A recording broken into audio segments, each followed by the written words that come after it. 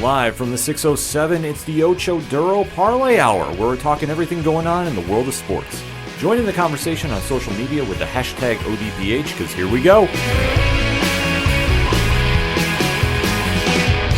Instead of looking deep inside, every word I have to say, keep it simple. Welcome to a very special edition of the ODPH podcast, better known as the Ocho Duro Parlay Hour. What is happening, everybody? Thank you very much for joining us this week. My name is Ken M. Joining me in studio, as always, you know him. He's the co-host. Wait for it. His name is Padawan J. Let me talk to you. Yeah. Just got to say, I think you agree with me. The snowstorm we just had through our particular area of the Northeast came in like a wet fart. Yeah, it definitely did. We had some forecasters in the area saying, well, first it was like 1 to 2 inches. Mm-hmm. Then it got up to 3 to 4. I'm like, oh, okay. Not a ton of snow. We did experience 5 feet a couple years ago.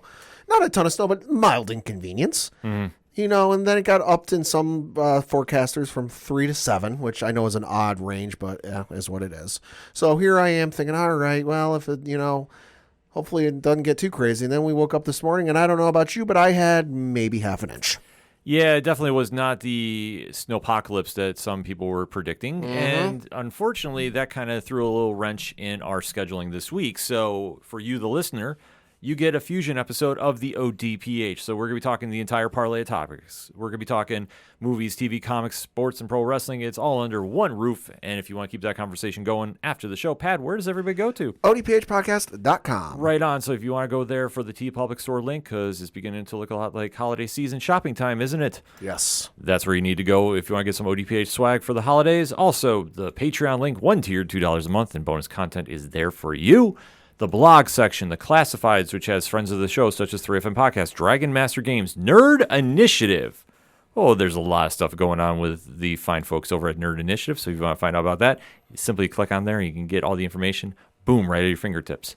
Also, we got the music section, which, we have so many of our friends out doing big things. Tom Jolu and Shout Out the Robots are out playing. Brian Wolf and the Howlas are making some rounds down in Texas, and Brian's due back home here in the upstate New York region. Saw the poster. Very, very soon. Yeah, he's got a big show lined up here in upstate New York, so if you want to go hear him, he's got all the information there. Second Studer, Floodlands, the list goes on and on. Basically, if it's anything and everything that is the ODPH, you can find it at odphpodcast.com. And always remember on social media to use the hashtag ODPHpod.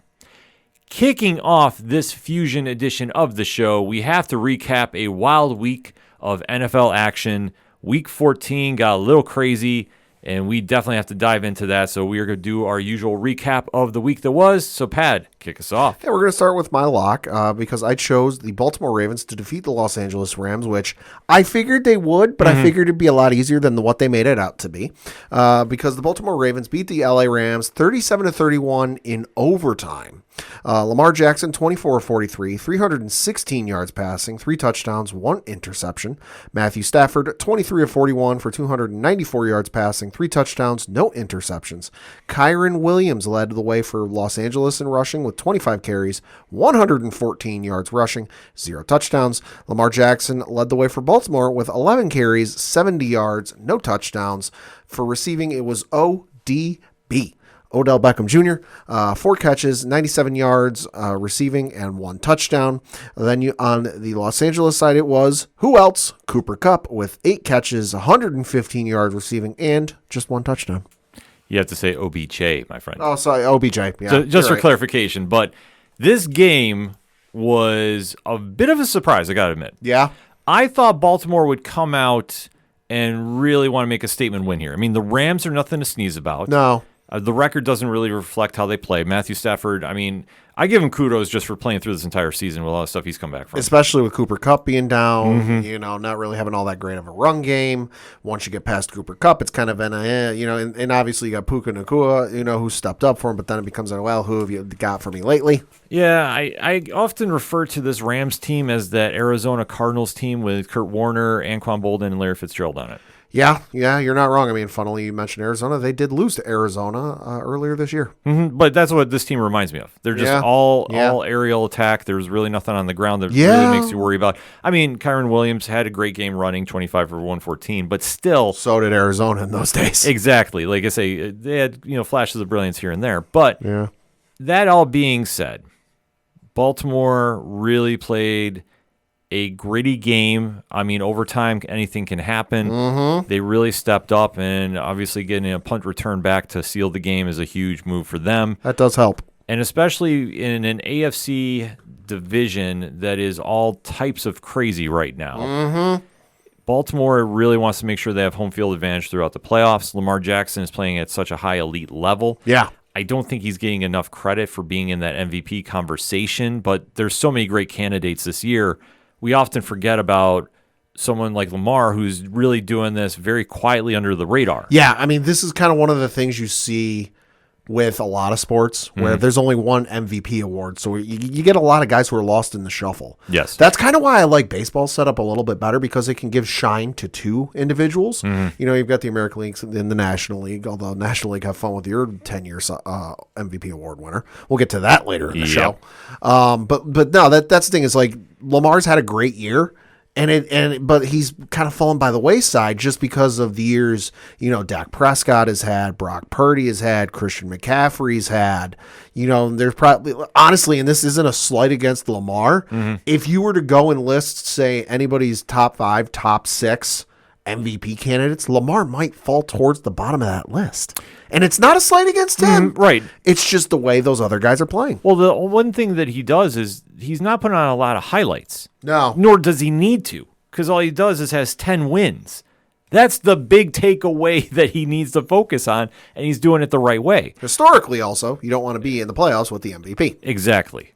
Historically. But he's playing at such a high level, we have to give him his due, and this was a very tough challenge for him. It was a good battle test for him. Yeah, that this really kind of helped boost where we're going to see Baltimore in the playoffs, because I think wherever they are seated, and I fully think they have a great shot at getting number 1. Currently, they are number 1. Right, but just to write it outright, I think they have a really good shot of maintaining that. If they get home field advantage, it is not going to be an easy task to go in there because they're great on both sides of the ball, and they're grinding out wins. Right. So they're controlling the clock a lot. This is a situation that if I'm opposing them, I am getting a little worried about the emergence of Zay Flowers. I think he's coming on. Yeah, he's been great. Really hot at the right time. OBJ is really starting to step it up a little bit. He's not the OBJ of old. Right, but the thing we got to remember, too, is he didn't play all of last year. Right. So in I don't care what injury it is, when you're dealing with an injury in football, it takes a little bit of time to come back from it, even if you're able to play a game. Because there will be those cuts. There will be those start and stops. There will be those motions you do where in the back of your head, you're going to go, shit, am I going to tear my, tendon here? Am I going to blow my knee out? Like, is this going to happen again? Until you actually get there. Well, I think he also needs to cover up a lot from the Mark Andrews loss. Yeah, that certainly hurts. That definitely hurts. But you're seeing this team really pull it together. And like I say, it's not the sexiest of wins, but it's a win. Yeah. And that's what they need to do. And especially coming from behind, obviously overtime, anything can happen. That's why I say you come from behind, you get a punt return back. It falls in your favor because overtime, literally anything can happen. So the fact they snuck one out here is a good win for them. Obviously keeps them in the number 1 seed. Yep. Because obviously as we're recording early, we know Miami has a game tonight. Yes, they do. They're making a run for it. And Kansas City, well, we'll talk about them in a little bit. Good. That's going to be the interesting thing, too, is just looking at the strength of schedule between these two teams. The combined record or percentage or whatever their opponents they have for the remainder of the season. Baltimore's 500, Miami 400. Yeah. So it'll be interesting to see. It's going to come down real close. But looking at those two team schedules for the remainder of the season for the Baltimore Ravens is upcoming Sunday. They're on Sunday Night Football on the road playing the Jacksonville Jaguars. Then the following week, Christmas Day. Merry Christmas, football fans. You're going to get two Titans going head to head, at least in theory. We'll see how the playoff standings look after next week. Because Monday Night Football, Christmas Day Eve, on the road, playing the San Francisco 49ers. That's going to be a hell of a game. That's going to get a lot of people watching. Oh, absolutely. Just saying. Week after that, week 17, which is on New Year's Eve, they are playing at home against the Miami Dolphins. And then they close out the regular season at home against the Pittsburgh Steelers.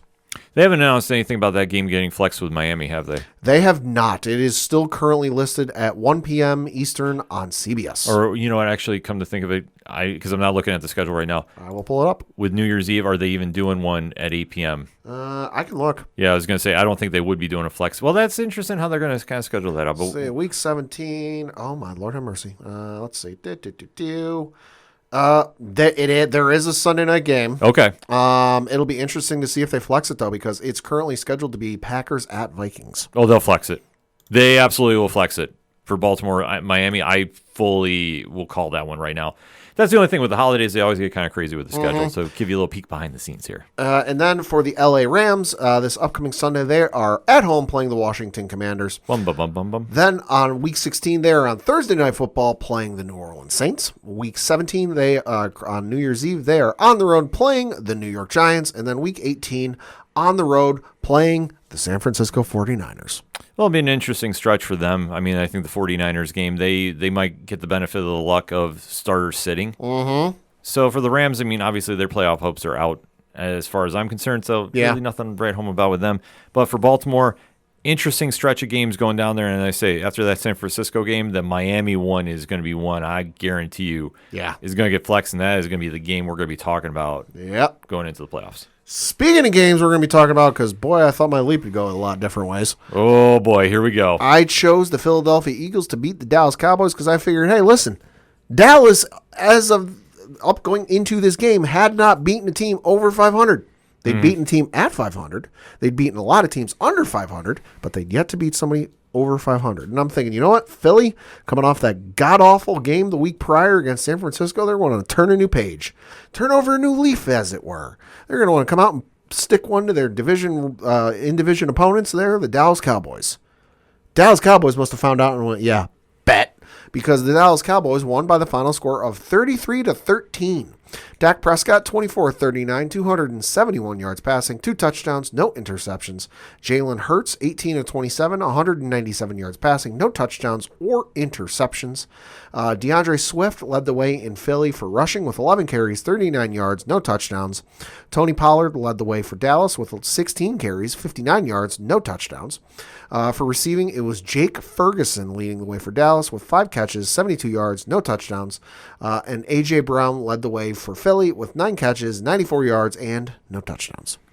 Shout out to Dre Driven, John from the Pint, and Tyler Mack from 30 and Nerdy, because they are celebrating today. Hold up. They, them boys. Yes, they are absolutely thriving today with this big win. And you know what? They definitely deserve to. Yeah, no, Dallas played great. They played phenomenally. And the one thing that I have to echo Stephen A. Smith about this morning, too, because he mentions on First Take, and I agree. This Dallas team looked different. They felt different. Yeah, a little bit. It was like they finally understand the gravity of the situation here. Mm-hmm. That, yeah, like we touched upon, they're having a field day with the sub-500 teams. Yeah, as you should. As you should. If you're an elite team, you should. But this game, they got up for. They punched Philly right in the mouth. They never let up. Dak played an amazing game. Mm-hmm. One of his best ones I think I've ever seen him do.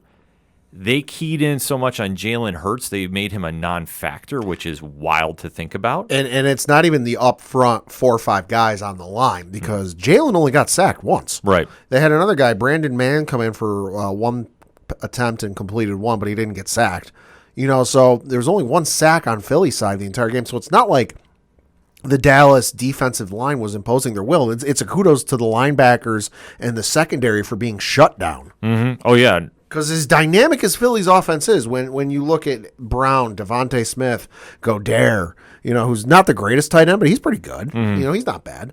To shut down the Philly offense is a kudos to your secondary there, Dallas. Oh, it's huge. And I think that's something that when we start talking about Dallas, and especially going into the postseason, if this defense stays healthy, they're going to be fine. Mm-hmm. I mean, they had injuries, and they're still playing at such a high level. Like, kudos to them. All without Trayvon. Exactly. Like, they've missed some key pieces Which this year. is scary. Uh-huh.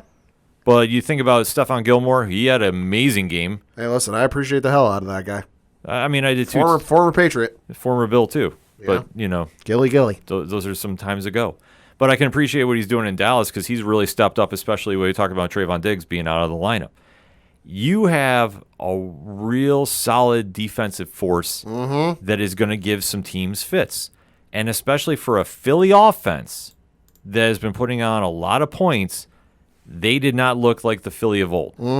They looked lost in a lot of key areas, and they never got back into this. Like, Dallas just kept the pressure on. Right. And I think if I'm Philly right now, I'd be a little worried. I would be too. Well, because there's two areas I'd be a little worried about. The first and foremost is the offense. If you don't have a response to Dallas or San Francisco, your playoffs are going to be very short. Sorry, it's just how it is. Yep. The other area which I think I'd be more concerned with right now is what did we say they did in this draft? They went after defense.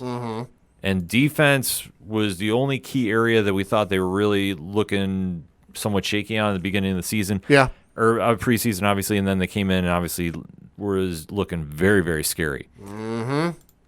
They didn't look that scary last night. No, they haven't looked scary the last 2 weeks. Right. That I think the mystique is gone. Yeah. I think the teams think they can absolutely do whatever they want to on the offensive side of the ball against Philly, and Philly doesn't have an answer. So I don't know how you fix this. I think you have to have a team meeting. And you almost have to go, because I think this is one of the good things Belichick does, where no matter how good a game you have, he will call you out for any slight mistake you make, and you gotta ignore whatever great plays you have and look at the mistakes, because you've gotten yourself punched in the mouth twice in 2 weeks. Yeah. This isn't a case of, you had a bad game, you came back, got a win, and then, oops, you lost the next one you lost the next week in overtime. No, Philly, you got punched in the mouth last week, 42-19, and then you got punched again, 33-13. It's concerning to me because of, just going into that San Francisco game. It was, it's the rematch. We're going to see how it actually plays out now that Brock Purdy's here. And yes, that's true, but also Philly effectively laid a goose egg. Yes, they put up points, but not enough. They laid a goose egg, and then they laid a goose egg in this game, too, with only 13 points. Yeah. It's concerning to me. It's something you definitely need to figure out, because that offense runs through Jalen Hurts. Listen, DeAndre Swift is a great running back. He ain't going to win no awards. He's going to get a Pro Bowl nom, I'm sure, because he's a great runner and he's having a decent year. But Philly isn't known for their run game outside of being named Jalen Hurts. It runs through Jalen Hurts' legs. It runs through Jalen Hurts' arms. And yeah, you had a good game from A.J. Brown, 94 yards. Devontae Smith, 73 yards. That's not bad. Right. But the key thing there is once you look past the receptions and the yards and the average, you get to that all-important touchdown category. Because that's the one that matters most when you're a receiver at the end of the day. Because, hey, that means you scored. That means you won the game. Looking at a fat 0 in terms of receiving touchdowns for this game. In this day and age, with as pass-happy as the NFL is and as, passing-oriented as the league is, you're not going to win a lot of games if you throw 0 touchdowns. Oh, absolutely. This is a situation that Nick Sirianni has to figure out and figure out quick, because especially going into the latter half of the season now, there's only a handful of games left. Yeah. And with them slipping now to, I believe, the 5th seed overall in the NFC. Yes, I had it pulled up. Yeah, because Dallas took first in the East. There it is. So according to the article on foxsports.com, currently the NFC is the 49ers are, of course, the number 1 seed with a bye. The Cowboys are now the number 2 seed and would be facing the number 7 seeded Packers. And then you have the number 3 seeded Detroit Lions playing the number 6 seeded Minnesota Vikings. And the Philadelphia Eagles, would, as the number 5 seed, would be playing the number 4 seeded Tampa Bay Buccaneers. Yeah, so if they want to try sneaking back into that number 1 spot or at least get a better seeding, they're going to need to figure something out. I mean, but they have to get the division back from the Cowboys. Like, that's the only spot they can go get. Yeah. Unless something happens with San Francisco. But I don't see that happening. It's a situation that for Cowboys fans, you got to be excited about. For Philly, you really got to be scared. I mean, I don't want to say scared fully, but I think this is something to pause for concern. Yeah, I don't see how you get out of it. No, well, I mean, I'm looking at the two team schedules before I mention them on air. If I had to lean and pick who's going to get the division by year's end, it's going to be Philly. Yeah. Listen, and I can hear the Dallas fans screaming at me. Listen, there's nothing against Dallas. Dallas is playing a hell of a game right now, and they're a hell of a team. As good as that defense is without Trayvon Diggs, it's impeccable. But let me get into the schedules here, and then you might see where I'm coming from. So the Dallas Cowboys, I'll go with them first since they won the game. This upcoming Sunday, they are on the road playing the Buffalo Bills. Yep. Then week 16, on the road playing the Miami Dolphins. Week 17, at home on Monday Night Football. Well, I say Monday Night Football, but it's Saturday football. It's on ABC and ESPN. Detroit Lions. That'll be an interesting game. And then closing out the regular season on the road playing the Washington Commanders. So Commanders, you never know, division game, coin flip. But Buffalo, who's resurging, we'll get to that in a minute. Miami, who's clicking on all offense. I mean, listen, for all intents and purposes, if Tyree keeps playing the way he does, he could be going into that game against Dallas, potentially looking at the 2,000-yard record. And then they've got Detroit, which I know Detroit kind of a mixed bag right now, but hey, they're still Detroit. So 3 hard games back-to-back there, and then you got Washington, which, again, coin flip. You never know. For Philly, this is why I say Philly, I think, could get it, because here's their schedule for the remainder of the year. This upcoming week, this next week, they're on Monday Night Football on the road playing the Seattle Seahawks. Okay. Depends on if Geno Smith plays. A lot of factors there. Yes, Geno Smith didn't play. If it's Drew Lock, probably going to be Seattle. If Geno Smith plays, you never know. Week after that, at home against the New York Giants. Philly by 1,000,000. Should be an easy win. Week after that, at home against the Arizona Cardinals. Should be an easy win. Closing out the regular season on the road playing the New York Giants. Should be an easy one. So out of the final 4 weeks, they are playing, according to statistically, two of the worst teams in the NFL. One with the number 3 overall pick in the draft, that's the Cardinals. One with the number 5 overall pick in the NFL draft, that's the Giants. Philly should be able to bounce back, but it just depends on if they can catch Dallas at this stage. Right. That's going to be the big X factor, so we will have to watch that as it moves forward. But I tell you what, for Dallas, they're going to have some tough tasks ahead of them. Yep. At least that's a division we like to talk about. Oh, my God. Because I think we'll be very short about our next game we're going to discuss. Because it is by far and away the worst division in all football, and that is the NFC South. Give an update. Christ almighty, it got worse. They're all below 500. Yep. Holy shit. So we will be super quick about this one, trust me, folks, because, Pat, who is Atlanta? What is Atlanta? Atlanta took an L to the reluctantly first place Tampa Bay Buccaneers. Last night took an L, and something tells me they ain't bouncing back. No, they're not. So the Tampa Bay Buccaneers beat the Atlanta Falcons 29-25. Baker Mayfield, 14 of 29, 144 yards passing, 2 touchdowns, no interceptions. Desmond Ridder, 26 of 40, 347 yards passing, 1 touchdown, 1 interception. Tyler Algier, 9 carries, 40 yards, 0 touchdowns, leading the way for Atlanta.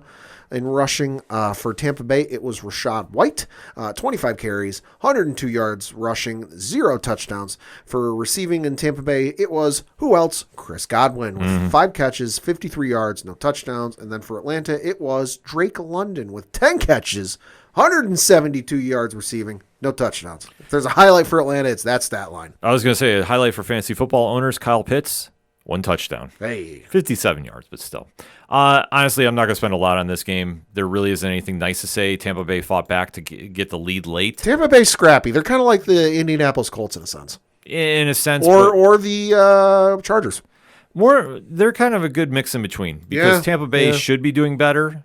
Yeah. Especially in their division. They're not. Yeah, I mean, with Godwin, with Evans, Evans, 6 targets, 1 catch, 8 yards. Yeah. Thanks for showing up, guy. Yeah, this is a situation that Tampa Bay should be a lot better than their record reflects. Atlanta is who we thought they were.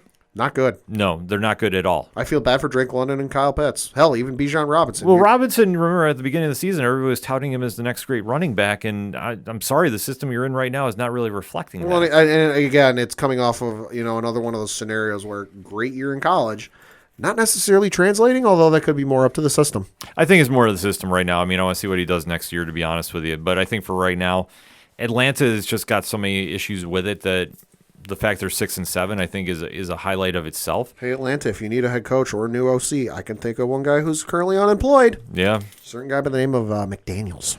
I think OC would help a lot more. Head coach, no. Right. Head coach, Right. no way. No, I'm sorry. My opinion, absolutely not. But like I say, somebody's got to win this division. It should be Tampa Bay. Who are they playing next week? So for the Tampa Bay Buccaneers, the schedule for the remainder of the season, this upcoming Sunday, they're on the road playing the Green Bay Packers. Then on Christmas Eve, they are at home playing the Jacksonville Jaguars. Then on New Year's Eve, they are at home playing the New Orleans Saints. And then week 18, they're on the road playing the Carolina Panthers.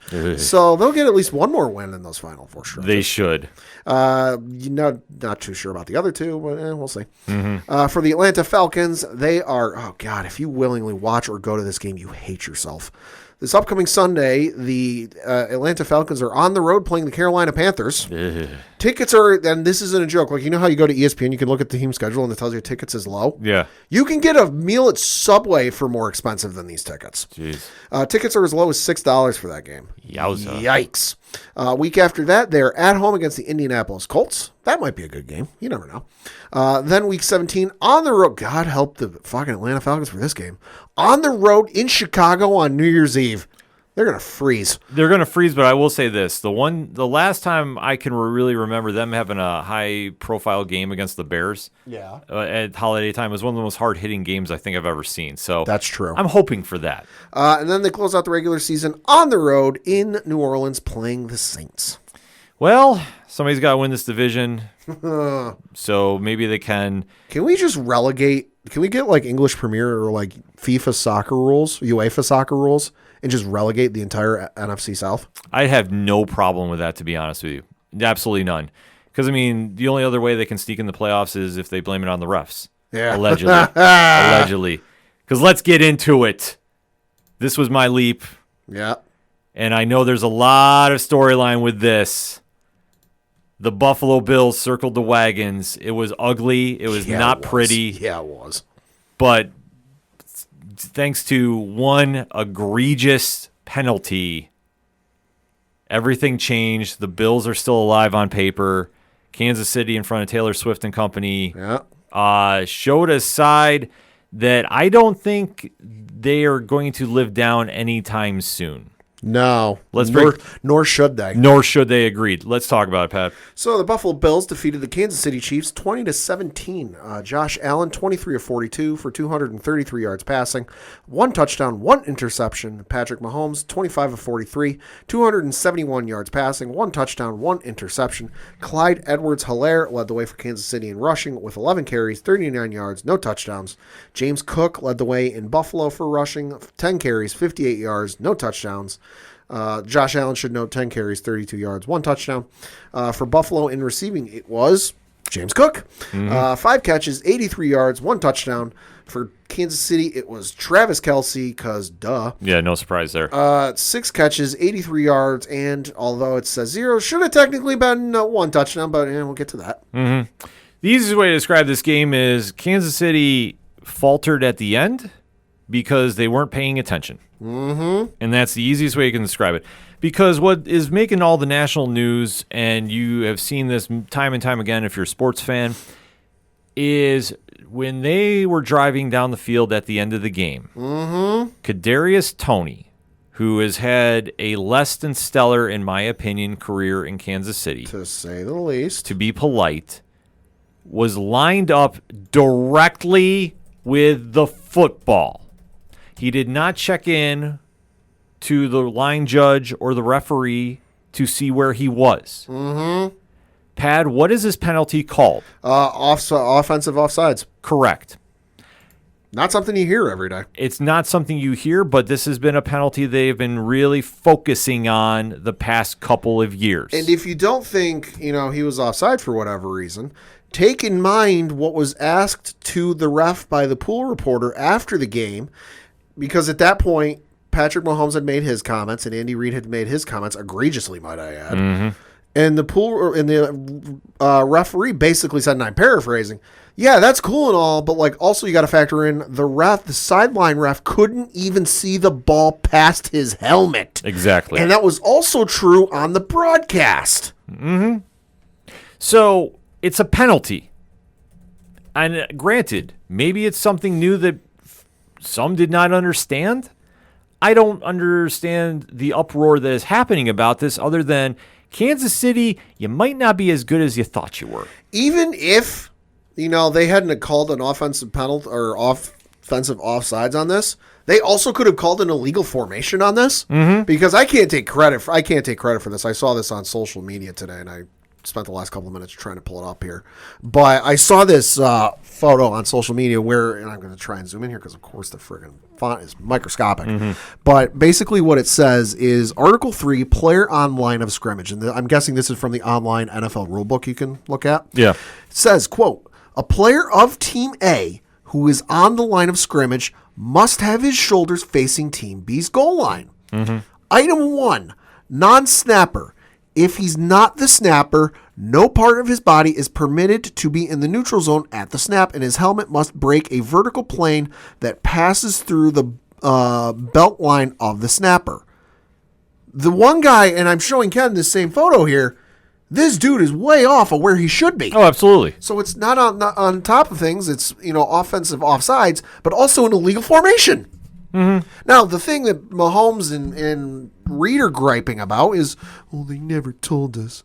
Patrick basically said, and again, paraphrasing, but Patrick was like, well, ever since grade school, elementary school, we always were told when we were offsides. And even go watch the clip. I know it's on ESPN's YouTube page from First Take this morning where Shannon Sharp, 3-time Super Bowl winner, Hall of Famer on offense, plays the same position Travis Kelce plays, also said, yeah, they do tell you that.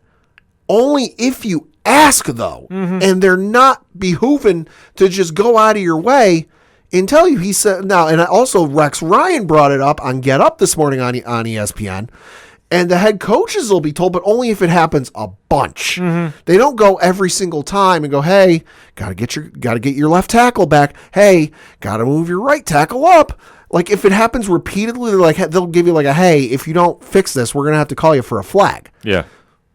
And now, the other thing, too, the refs, and I've never seen this, the refs won't run in from the fucking sideline and go, hey, by the way, you need to move up a little bit. I'm sorry, go watch the replay again. He's watching the fucking ball. I realize I don't play in the NFL, and I'm not an NFL caliber player, but when I'm standing, if I know I'm not supposed to, if you're at a traffic light, let's just say, and you're not supposed to be in the middle of the intersection because there's a chance you could get hit. I know if I'm in the left turn lane, if the car to my right is the driver is basically where my back passenger seat is, I'm probably too far forward. Yeah. It's common fucking sense. And Kadarius Toney, I don't care how long he's been in the NFL, he's been playing football for long enough that if he's an NFL wide receiver, he's been playing wide receiver long enough, you're not supposed to be lined up with the ball. He's watching the ball for the snap, and something should have clicked. To me, it's a J.R. Smith moment. No, I fully agree. In the NBA Finals, love the analogy, where Smith didn't realize how much time was left. Toney should have looked at the ball and went, fuck, I'm too far forward, and taken a step back. At worst, it would have been a false start and it would have knocked you back 5 yards. Now, I get the argument, it didn't affect the outcome of the game. It didn't affect the play. I get that, but still. And you'd have an argument for that if it was a case where the ref waited super late to throw the fucking flag. Right, they threw it right away. Immediately, as soon as the ball was snapped, flag was thrown. Yeah. They have no leg. Kansas City's got no leg to stand on this. And I'm sorry, disclaimer on my language here. Patrick Mahomes and Andy Reid need to shut the fuck up. Yeah. As somebody who has been a Patriots fan for 20 years, and I've had to listen to the gripes and moans of other NFL fans. Well, the Patriots get out of the the good calls and the refs were in their favor. Did you ever hear Brady or Belichick in 20 years bitch and moan to this level? They might have said, hey, you know what? We didn't agree with, the refs calls, but, we're on to whoever it was. Not to this level. They certainly complained. I'm not saying they're I'm not saying they're blank and they're guiltless of complaining about refs. No. They certainly complained, but they did not go to this level. Take Deflategate out of this argument. There might have been a complaint here or there at the press conference after. Right. But not to the point where Patrick Mahomes is throwing a temper tantrum on the sidelines, swearing, throwing his helmet. And when he goes to see Josh Allen at the end of the game, where every time you see the quarterbacks meet, they always say, like a good game, stay healthy. Modern, Tom Brady, Peyton Manning, the cameras are going to be there. Yeah. All he can do is complain about the refs. Yep. To Josh. Now, you would have figured, see you in the playoffs, because you would imagine these two teams could likely see each other in the playoffs. Something. But no, it's not good game. It's, hey, good job. Hey, see you down the road. It's fucking bullshit, man. And the biggest thing that is most alarming is when you hear these two gentlemen complain, they're not disagreeing with the call. They're just saying, how could you call it? Mm-hmm. Well, when you can't see the fucking ball on the broadcast. Yeah, newsflash, guys. If a referee sees it, they're going to call it. Now, the thing, too, is let's bear in mind, they always say on the broadcast, the line isn't perfect. It's just it's just the estimation, whatever, blah, blah, blah. That doesn't matter when we can't see the fucking ball. Yeah, that's exactly the point. Your receiver, who has been playing subpar this entire season, and they're receivers. Yeah, well, you know what? No, but he leads the bunch. How many drop passes has he had? Oh, Christ. And he had another crucial one in this game, too, that he dropped. I'm sure I can dig that up. So if you want to be venting your frustration, vent it on your own players that are subperforming, because that's where the issue lies. It doesn't lie in the referees, because let's face it, over the years, you guys have been on the favorable sides of calls at times, too. A Super Bowl really rings true about that. So looking at the game log for one Kadarius Toney, for this season, he has 34 targets and 25 receptions. How many? 34 targets. So he's been targeted 34 times. Mm-hmm. He's caught 25 of them. So he's dropped, 9? 9, yeah, 9. And how many of those were easy catches? How many of those were in his favor? How many of those were uncontested? That is the question you have to ask. And I'm sorry to be so critical about this, but no, he's underperformed this entire year. It's looking like there was a reason New York, the Giants, were willing to let him go for a third-round pick. So if you're not focused on the game and you're being distracted for what reasons, here you are. And this is what happened in this game. He's a first-round pick out of the 2021 draft, so it's not like he's a journeyman. He's in his third year. Exactly. But the fact that you allowed yourself to lose focus at such a crucial point in the game, it's on you. And screwed up the play of the decade in the NFL. Let's not get it twisted. I haven't seen a play like that since it was Boise State and Oklahoma in the Fiesta Bowl almost 20 years ago. Oh, it was very smart by Travis Kelce. Oh, it was genius. And I agree with what Ryan Clark said on ESPN. It would have been the play of the decade in the NFL, one of the greatest plays in NFL history. Mm-hmm. But your wide receiver was a dumbass. Yeah, I mean that's point blank. So if you guys want to be mad at anybody, be mad at him. Be mad at your other wide receivers that are dropping balls. Be mad at yourselves for going blank in the first quarter. Yeah, exactly. Score a touchdown or, hell, even a field goal in the first quarter, and we're talking about a tie game and going into overtime. Mm-hmm. I mean, you guys took advantage of a couple plays that, let's face it, there was one catch that was ruled a catch, which, is questionable about the ball being caught. It should have been a fumble possibly, and you go from there. I'm just saying, if you really want to blame it on the referees, I think you have the wrong argument here, because this is so blatant and egregious that you can't argue. And the fact that you guys are crying a river to anybody that's willing to paddle is a joke. And this is something that, guess what, guys? If this is any indication about how your mental toughness is going into these playoffs, you're going to be one and dones. Sorry, because guess what?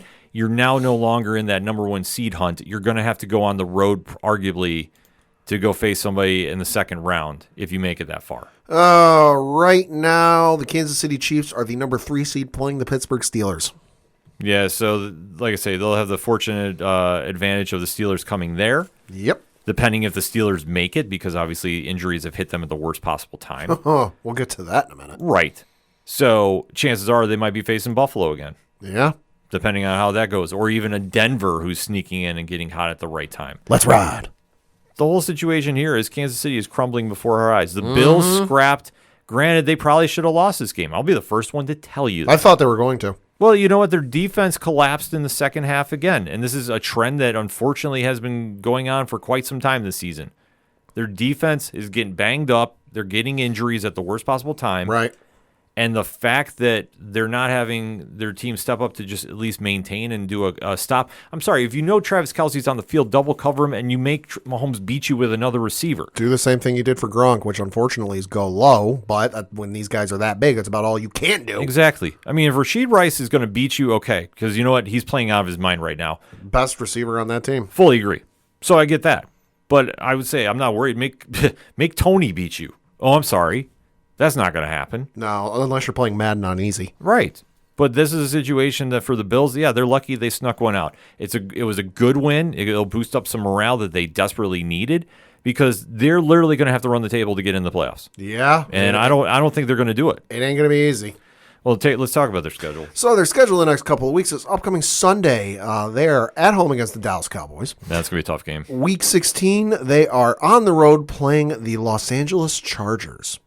Should note, because I'm looking at it here and I figure I should tell people this, that game is on Saturday, December 23rd, and that is going to be on Peacock. Okay. Looks like it's going to be on Peacock only, so it won't be on broadcast television. If you don't have Peacock, it's like $5. You can probably sign up for a week and then cancel. Then week 17, New Year's Eve, at home against the New England Patriots. Anything can happen there. And then week 18, good location for you guys because you don't have to freeze your ass off. Miami. On the road in Miami, which, hey, if there's anything I know about playing Miami late in the season in Miami, shenanigans will ensue. It probably will, and the only thing that might favor the Bills at that point is Miami might sit starters. So Dallas ain't Maybe. going to be easy. No, Dallas is going to be the tough task. Chargers should be easy, although that kind of depends on what happens with Justin Herbert. We'll get to that in a minute. Patriots coin toss because hey, legit. No, look at what happened earlier this year. No, legit. And then Miami also a coin toss. Yeah. The Bills control their own destiny. They're going to have to find a way to pull something off. As for Kansas City, well, you know what? They're mentally breaking. Sorry. Yeah. I mean, maybe it's all the pressure of Taylor Swift coming there. Maybe it's the spotlight's on them. Maybe the luster is gone for what they had. Because let's face it, this is not the same Kansas City Chiefs team of old. No. And unfortunately, Mahomes is getting zero help other than Travis Kelce and Rice at the position skill players. Yeah. And that defense is not looking that great because there was another argument, I believe it was Chris Evans on the sidelines, arguing with the coach. Oh, yeah. Which got caught on tape. So guess what? If you guys are or Chris Jones, I'm sorry. Chris Jones. If you're having one of your leaders on your defense break like this, and this is getting caught on TV, which, I mean, let's face it, perception is reality, folks. Yeah. If you're having meltdowns on both sides of the balls, there is a problem in Kansas City. Yep. So how are you going to fix that? For their remaining schedule for the regular season, they've got Week 15 on the road playing the New England Patriots. Week 16 at home against the Las Vegas Raiders. Week 17 at home against the Cincinnati Bengals. And then Week 18 on the road playing the Los Angeles Chargers. Should be more favorable than it is, but honestly, after seeing the performance that they showed after losing, wait and see, ... Yeah, so then we're going to go around the league for the remainder of the games we're going to talk about here. First, what we're going to talk about is the Chicago Bears beat the Detroit Lions by the final score of 28-13. Well, Seth Rollins is happy. Yeah, Seth Rollins is happy, but honestly, bad loss for the Lions. Very bad. I know they're in number 3 seed right now, but that is not. That could be a one and done, to be honest with you. Then you had the Cincinnati Bengals beat the Indianapolis Colts 34-14. Jake Browning had a great game. Hey, you know what? The Bengals are going to scrap. So if they get in the playoffs, I'm not saying they're going to go Super Bowl, but they'll make some noise. The Cleveland Browns beat the Jacksonville Jaguars 31-27. Pat, are the Browns contenders or pretenders? Let's talk about it. Contenders to make the playoffs? Yes. Contenders to make anything past the first round of the playoffs? No. I think that this Browns team is for real. I don't think they're going to make a deep run, but they're making some noise. Like they're still going to be in this hunt for the playoffs. And for Jacksonville, I don't know. We know they're not for Cleveland. We know they're not going to win the division, right? Because Baltimore's got that locked uptight. But playoffs, I mean, they are currently the number 5 seed in the playoffs, which is the first spot out of the division winners. Yeah. I mean, like I said, So they'll make the playoffs. they control their own destiny, but I mean, injuries have just really hurt this team badly. But Yeah. great win for them against Jacksonville. Then you had the New Orleans Saints beat the Carolina Panthers 28-6. They had uniforms. They played. Sorry, Carolina. Yep. Then you had the New York Jets beat the Houston Texans 30-6. Well, I think the story here is C.J. Stroud went down. Yes. So I put an asterisk by this, depending on how much time he's going to miss, if at all. Yeah. But with him out of this game, I mean, these are the Texans who we've always known. Also, if you want to talk second half adjustments, this is the game for it because this game had an immaculate half. Yeah. Nobody scored in the first half. Yeah. 0-0 at halftime. But also all the scoring was in the second half. So, hey, kudos to, the coordinators. And especially Zach Wilson, 301 yards, 2 touchdowns. Yeah. Good for you. Maybe there's some competition with AA on him after all. I think he knows his window is closing. Yeah, just turned 40. Yeah. Then you had, this fucking game. Again, if you went to or watched this game, I'm sorry. The Minnesota Vikings defeated the Las Vegas Raiders 3-0. They had uniforms. They played. The Las Vegas Golden Knights scored more points yesterday than the Las Vegas Raiders did. True story. Vegas Golden Knights scored 1 point. Yep. The San Francisco 49ers beat the Seattle Seahawks 20-16. Great game by the 49ers. Brock Purdy, 368, 2-1. Listen, I'll take that stat line any day. And, I mean, they're the best team in football for a reason, folks.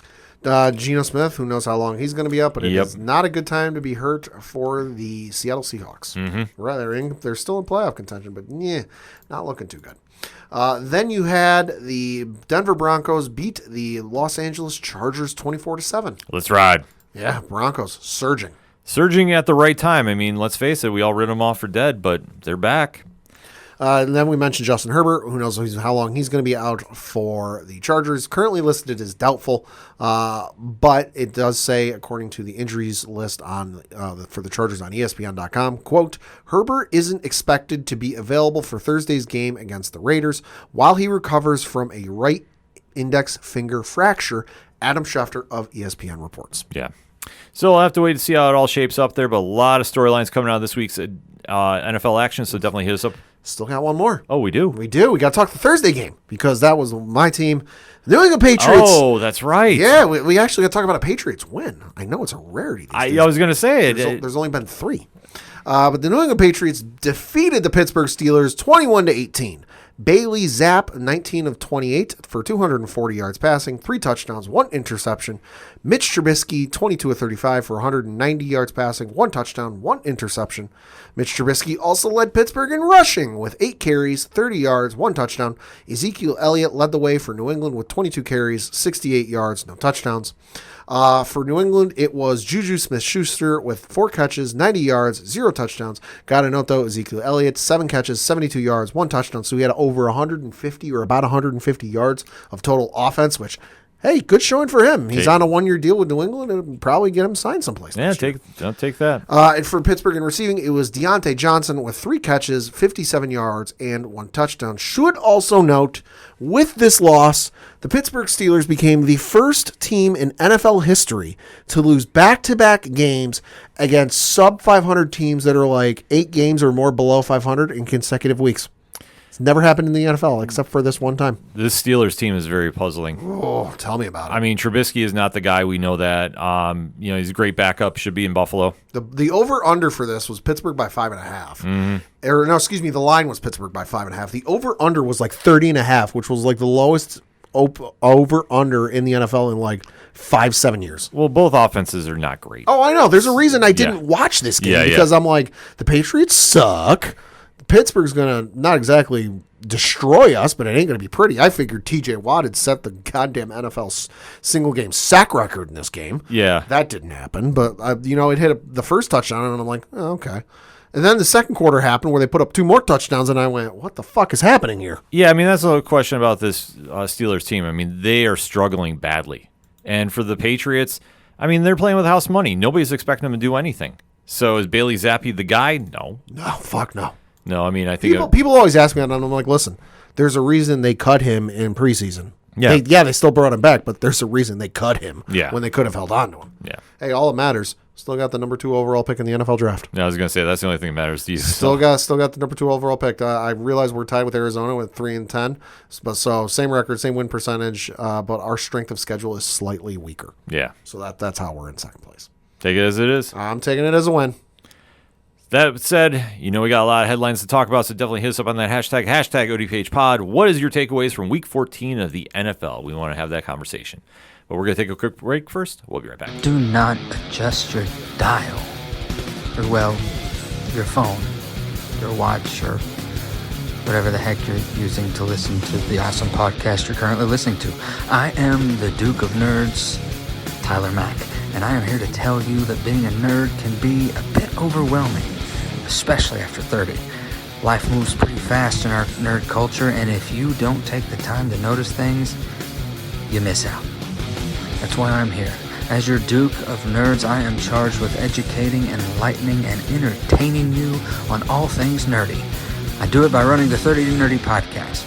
30 to Nerdy is a Badcast Company production and currently playing wherever you cast your pod.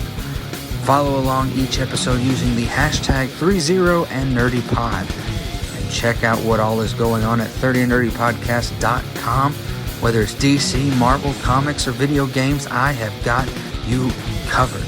So tune in now. Cheers to you, nerds. Coming back for another segment on this edition of the ODPH podcast, and we have to take it to the entertainment side of things and recap the biggest event that was, and that is the third installment and final for the Doctor Who 60th anniversary special recap. Sending shockwaves across the internet. Yes, indeed, because for the past 3 weeks, we have been graced by the return of David Tennant, who was the 10th Doctor and then now is the 14th. Yep. And there's a lot of question marks going on with him, but we've had 2 great episodes that have placed Star Beast and the Wild Blue Yonder. And then now we have the Giggle that just came on Disney Plus, BBC. And there's a lot of storylines going on with this because obviously we knew that we were going to be getting to the 15th Doctor, Shudigawa. Just how we were going to get there was anybody's guess. Well, we got our answers. So there's a lot of questions going into this breakdown that we're going to be having. So if you're new to the ODPH, first and foremost, thank you for checking us out. What we like to do is give a spoiler-free statement about what we're covering. So if you have not seen this episode yet and you don't want to ruin for you, we give you the time and the liner notes of when we're going to start talking spoilers. So if you need to duck out, duck out. No harm, no foul. Jump back in when you get caught up, and we go from there. But if you stay right through those spoilers, we go into a deep dive. So we don't hold anything back. So do not be mad at us if we ruin anything for you, because that's kind of why we give you this warning time in, time out. We want to make sure that we don't have anything spoiled for you, and you get to enjoy it as a fan.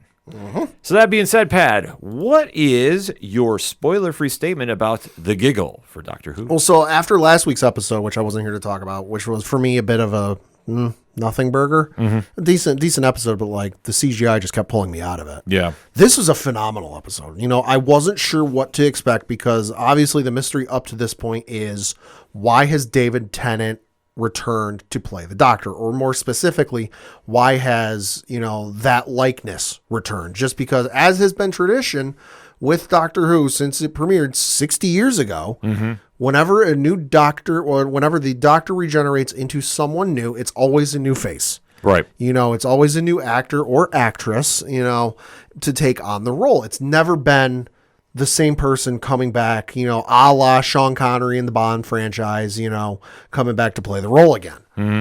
So it's that for me has always been, all right, how are we going to get here? Just because it hasn't really been, it's been alluded to, something's up. We don't know why this has happened. We're trying to figure out why this has happened, but they haven't exactly gone into any hints or speculation or possible clues as to why that's going on.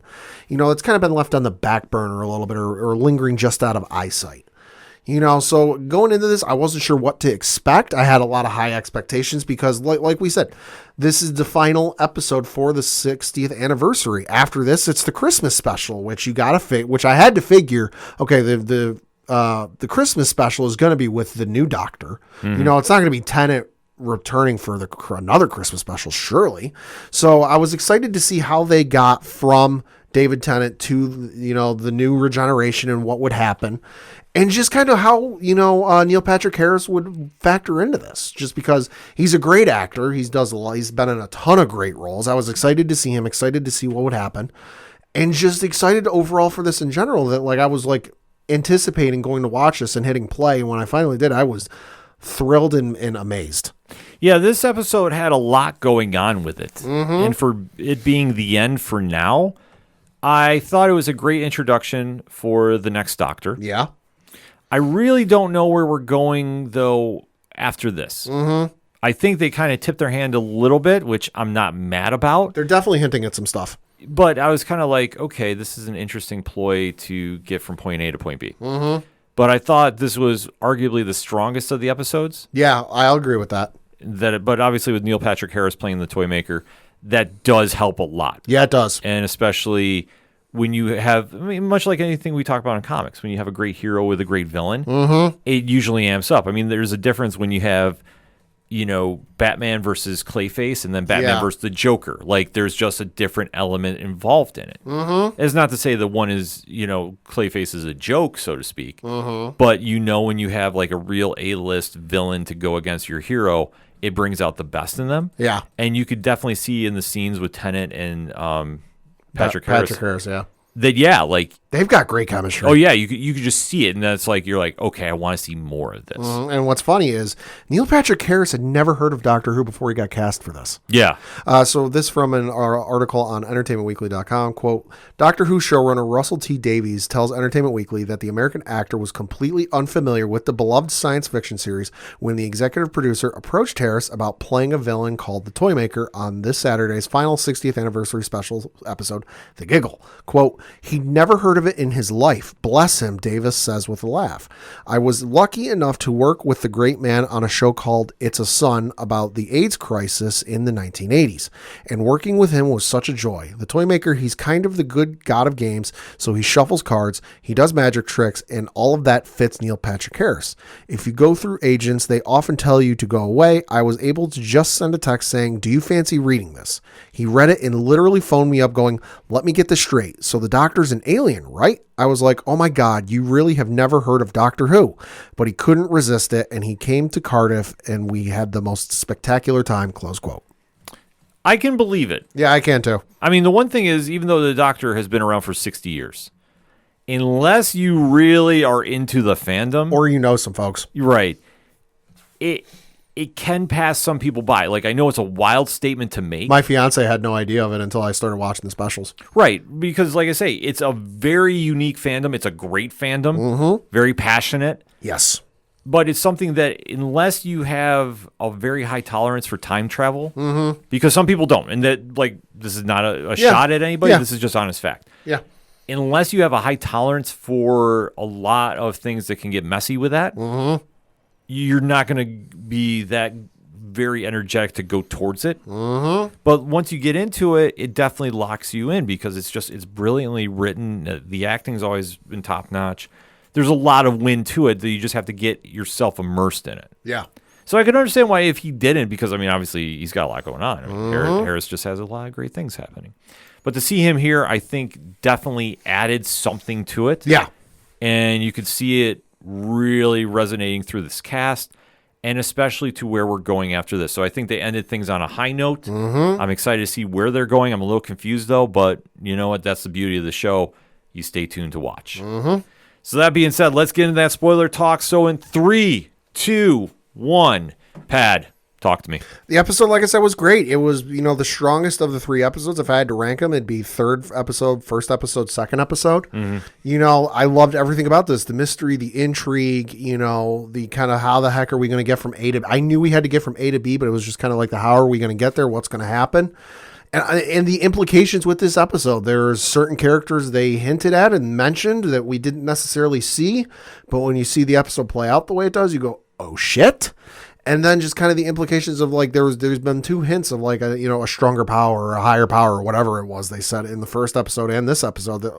Obviously, this is Russell T. Davies. If you watched his run when he was the showrunner on Doctor Who before, he likes to set things up and build them for down the road and kind of plant the Easter eggs and plant the seeds early on. So he's obviously setting up for something. And I'm here for the ride. Oh, I absolutely am. Like I say, the big surprise at the end is very interesting. Mm-hmm. And I'm happy to see it, but I'm also like, well, how is this going to work? Yeah, that's what a lot of people's question. Yeah, because that's the only thing I didn't like about it, but it wasn't anything to really take me out. Because if anything, I think that this sets up for a possible villain for Shudigawa's doctor to face down the road. Could be.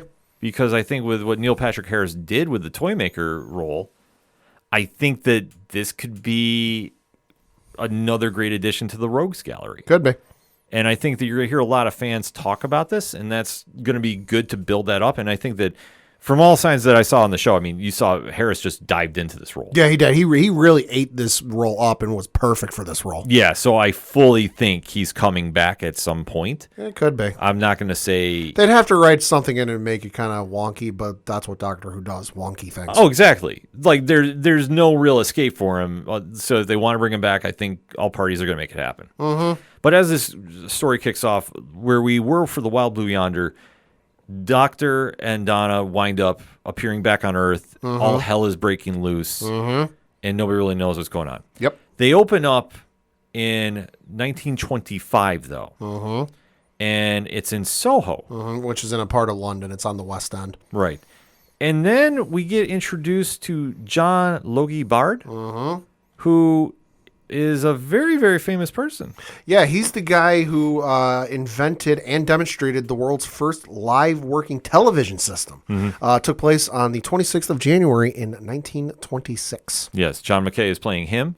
And we get like a little insight to like what's going on, because as they're kind of testing it off, we do see that, well, he has a clerk that's working with him that kind of seems a little irritated. Well, he goes to this toy shop and he buys a doll, like a marionette doll, and he goes to take it back to film it and to broadcast so that they can broadcast it onto the television screen. And they bring it back and they're like, oh, well, why'd you bring a doll? You know, why'd you buy that one or whatever it is? And also during this whole sequence when like the doll is getting purchased, Neil Patrick Harris is already setting up the character and his portrayal as being creepy as fuck, because, you know, the guy playing John Logie Baird, basically looks at the doll and he goes, "Are these real human hair?" And Neil Patrick Harris, in his German accent, goes, "Yes, I plucked them all. They're all real. They're off." He mentioned the name. I don't remember the person's name, but he goes, "Oh yeah, I plucked them all off of her head, every single one." And he like gave deliberate pause in the cadence that you're just like, oh my God, this guy's creepy as fuck. Yeah. But he brings the doll back to his studio and starts filming it. And they go, "Well, why'd you buy this? Why'd you buy this doll?" He goes, "Why can't we film it?" He's like, "Well, duh, none of us can survive the heat that's being projected from filming this." So it does, yeah, it's kind of a little crazy thing that's happening. But like I say, as they're moving things forward, they do hear some laughing going on. And that's going to be a big factor that happens later. Because the episode is, after all, titled The Giggle. So from here, things shift to the present day. And we do have, right where we picked off from Wild Blue Yonder. Shit is going sideways. Yeah. I mean, I don't want to say it's hell on earth, but it's anarchy. I mean, basically what they find out happens is nobody's afraid of anything. Nobody's afraid of death. Nobody's afraid of this. Nobody's afraid of that. Like, people are doing whatever the hell they want. And, the only ones not affected because they weren't there when it kicked off, because, hey, time travel's weird, are Doctor and Donna. Everyone else is affected, though. And at one point, there's a guy on the street who jumps in front of a car. Yep. And the doctor basically goes, "What are you doing? You could die." And he's like, "I don't care. I'm not afraid of dying." He's like, "Well, why are you trying to stop this car from driving?" He's like, "Listen, and I'm paraphrasing. He goes, "Listen, I'm a good citizen. I pay my taxes. I pay for this. I pay for that. So, since I pay my taxes, I legally own the street. And I'm saying you can't drive down the street." And eventually the doctor's like, "No, you can't do that." He saves the guy. Unit shows up and takes him back to their headquarters because they're like, "Hey, finally, you're fucking here." And they basically start trying to figure out what's going on. And basically what they find, they kind of know, all right, this has been going on for 2 days. We're not entirely sure what's going on. And the doctor goes, "Well, has there been anything in the last 2 days that's happened? Like, notably, that could be linked to this. And they're like, well, there was a satellite launched, 2 days ago. About the time that launched, people started going nuts around the world. And basically what this satellite does is it connects everyone to the internet, from the highest mountains to the deepest oceans. And that's a point they make in the episode, is it reaches everywhere. So by their token, they're like, all right, this has got to be what's causing, all the pandemonium, is it's something laced in with this satellite. And they're like, all right, well, then I forget if it's Donna or the doctor. They go, well, why don't we just shoot the satellite down? Because it's UNIT. They've got a lot of interesting toys and gadgets in their office. And they're like, well, that's the thing. It's another country's satellite, and we don't want to exactly shoot it down without permission because we could start a diplomatic incident. And they're not waiting on the King of England or the Prime Minister or any of the secretaries over in England. No, they're waiting on the doctor's permission. And the doctor goes, no, yeah, shoot it down. Like, we got to stop this. Yeah, well, I mean, obviously, any situation like this, they kind of defer to the doctor always. Yeah. But he understands what's going on with this, and obviously, once it's determined that the satellite is responsible for it, this is where things kind of get interesting, because as they, try going further, well, they do find out that the satellite was generating a certain signal. It's like a harmonic frequency.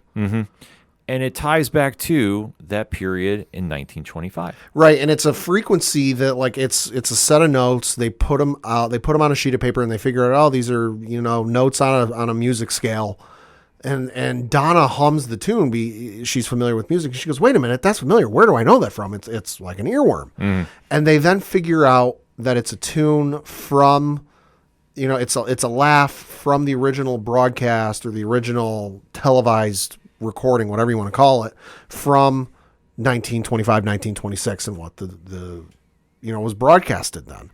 And they then come to find out it's been kind of like supplemented or like subliminally transmitted over every screen for the entire course of like television. Yeah, it's crazy just how deep rooted this plan is. Because the doctor goes, to every screen that's in the unit office, command center, whatever you want to call it, uses a sonic screwdriver and flips and unburies the message on every screen. And it's literally on every screen the same laugh.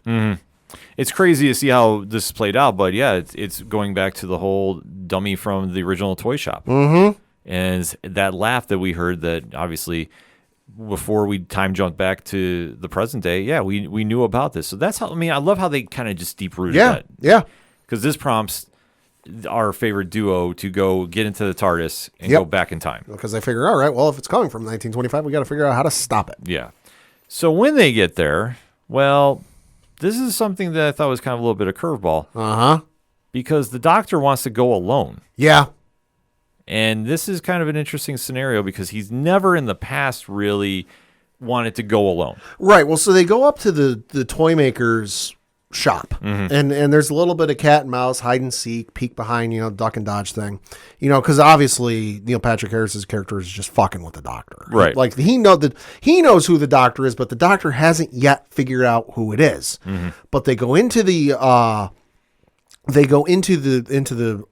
business, right, start talking to him, and that's when the cobwebs start coming off, and he starts remembering, and that you can see that the doctor is genuinely nervous. I don't want to say full-blown scared, but he's definitely like, oh shit, I'm starting to... He's very anxious. It's the face at the grocery store of a former friend that like you don't talk to and you had a bad falling out with, that all of a sudden you're walking into and going, ah, shit, it's that person. Yep. Like I forgot about that person. I didn't want to think about that person, but son of a, they're here. It's the same thing. And the doctor knows what happens with this person, because as we've said, it's the toy maker, and rules don't exactly apply. The common laws of physics don't apply to the toy maker, and he's afraid for Donna's life. And he basically wants to like, listen, I'm going to go through this door. You got to stay here. I don't want you in the middle of this. And of course, Donna goes through anyway. Yeah, of course, Donna's not listening. Yeah. I mean, no companion of the doctor has ever listened to stay on the TARDIS. That's true. Let's be honest. Yeah. But it was just kind of interesting that he jumps out from this, because the one area that we haven't really dived into is, since he has regenerated back as the 10th Doctor, even though he is the 14th. Sorry, folks. Same face. It's the same face. this is a situation that he's still regaining his memories, that he does not have all the pieces to the puzzle. Also, as he says in the episode, he's like 1 billion years old. So as he's still trying to put it together, he knows that Donna's in danger, doesn't want to risk it because obviously he understands. He lost her once. He doesn't want to lose her again. Yeah, I mean, it just goes to show that emotional side of Tennant, which, I mean, he just pours out in this scene. But once they start going into the toy maker's trap, Labyrinth. yeah, because, I mean, first they wind up in a maze, then, Yep. you know, we got, talking Oh my marionettes. God! Well, yeah. So the dude at the start of the episode, the inventor, or maybe it was his assistant. I forget which one it was. Shows up and starts talking to the doctor, and he's up, and you just see the head because he like comes behind Tennant, taps him on the shoulder, and you just see him from like the way they film it is interesting because all you see is his head, Right. and you're like, oh hey, it's him. I wonder why he's here.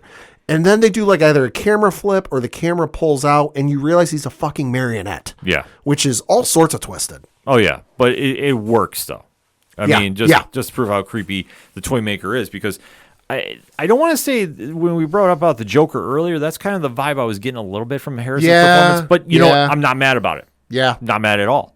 But this is where when the smoke clears, the Doctor and Donna are finally meeting up with the toy maker. And this is kind of like where things get really creepy. Oh, and they start to twist the knife a little bit Yeah. because obviously the doctor left Donna. She got glimpses of what happened to him in the last episode. And she even brought it up at one point in this episode, but he doesn't want, obviously, given everything that's happened since they parted, he doesn't want to talk about it. The toy maker has no issues talking about it because he brings up what happened to Rose Tyler, and he brings up what happened to Amelia Pond, and he brings up what happened to Clara, and he like every other companion he had since before and after Donna, Yeah. Mel, everybody. He brings up what happened to them. Now, I will say he glances over a couple of facts. He talks about how he, met up with Amelia Pond and they went gallivanting across space and time and then she died. Oversimplification of the story, but you know what? She hit the cliff notes. Yep.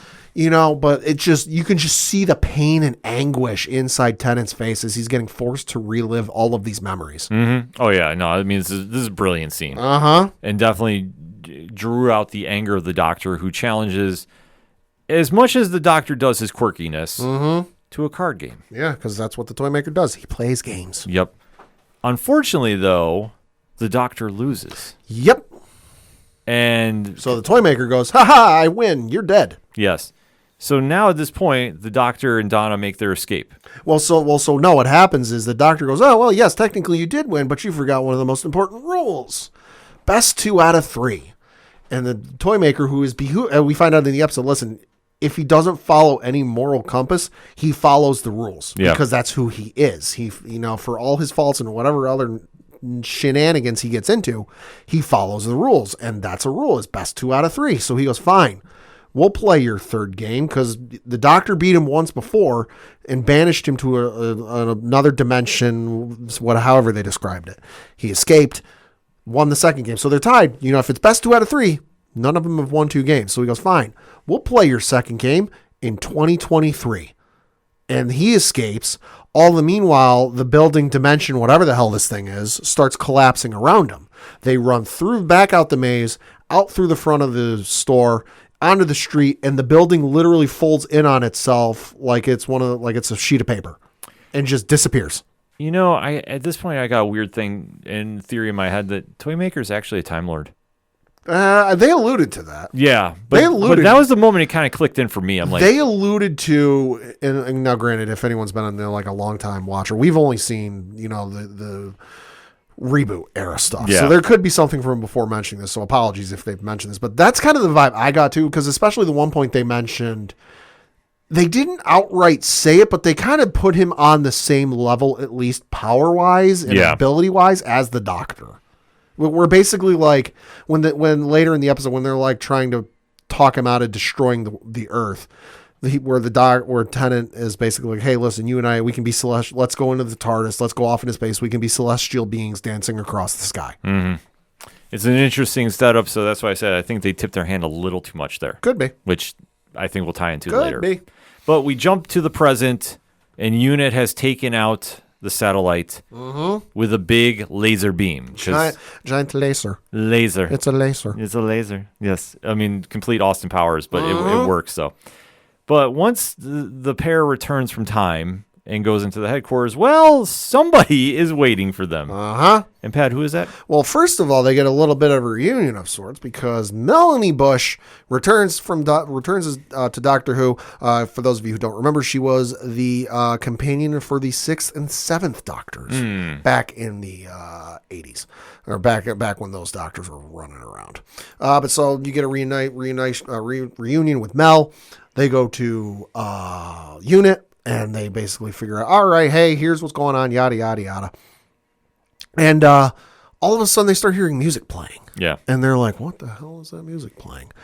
And out of an elevator pops Neil Patrick Harris in full marching band attire, singing the Spice Girls classic, Spice Up Your Life. Amazing. Best scene of the episode. Absolutely crushed it. Oh, my God. Because he starts just dancing around to the music. He's turning their weapons into flowers. Petals. Yeah, like it's amazing. Because Tennant is trying to no, stop, don't do, you can't stop him.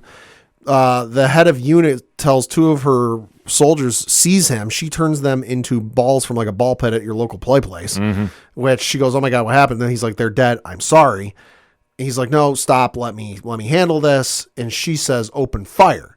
So all of the soldiers in the room start taking their weapons and pointing them towards the toy maker and firing, except like you said, all that come out are rose petals. Yep. And in a scene from what was that movie? American Beauty. Yep. The scene out of American Beauty, just with slightly more clothes on. Neil Patrick Harris is swimming in the rose petals on the floor. Yeah, he's doing snow angels. It's a great scene. It's hysterical. I mean, but it fits to the campiness of Doctor Who. Uh-huh. So like I said, this is vintage Who right here. Yep. So eventually, the toy maker escapes to the building or the top of the roof with the laser. Yeah, so he leaves. They're they've been trying to track him and try to hunt him down before he showed up. The process is still going on during the whole song and dance. He's like, listen, we should be further along. We need to find him. And they go, oh, we found him. He's on the roof. Yeah. So they go up to the roof, and this is where the toy maker is saying, more or less I want round 3. Mm-hmm. And he's kind of messing around with it a little bit. Threatening to kill Mel, threatening to kill the head of Unit, threatening to kill Donna, threatening to kill the Doctor. Mm-hmm. So when this comes through, more or less the toy maker decides to take out the Doctor for not playing by the rules. Well, no, he decides, you know what, we're going to play the game, but I want to do it with, I lost to one Doctor. Mm-hmm. I beat this Doctor. I want to face the next Doctor. Yeah. So he shoots the Doctor with the laser. He shoots Tennant. With the laser because he's like, hey, you know what? I know how, because he knows how to force him to regenerate. And he goes, I'm going to do it with the next Doctor. Mm-hmm. That's what I say. That was another big tipping point that he's a Time Lord. Mm-hmm. Or at least aware of what they can do. Right. But it just seems it made that much more sense. Yeah. So as you see David Tennant get blasted with a laser, you see the companions run to each side of him. Mm-hmm. And in very Doctor Who fashion. Says Geronimo. Yeah. Or no, he says LNZ. Yep. And then he asks them to pull. Well, because first the energy starts coming out of him like it's getting ready for a regeneration. Mm-hmm. And then it stops. And I'm watching oh, here we go again. And then the music stops and I'm like, JK? And then he looks at Donna because Donna's on his right, our left, and says, hey, can you pull my arm? What? You want us to do what? He's like, pull my arm. He goes, this feels different than before. And Donna and Mel start pulling, and out of David Tennant, half of David Tennant, comes the 15th Doctor. Mm-hmm. So introduction to Shudigawa. Mm-hmm. And so now it is determined that this is the theory of bigeneration. Mm-hmm. They've bigenerated, which has never happened.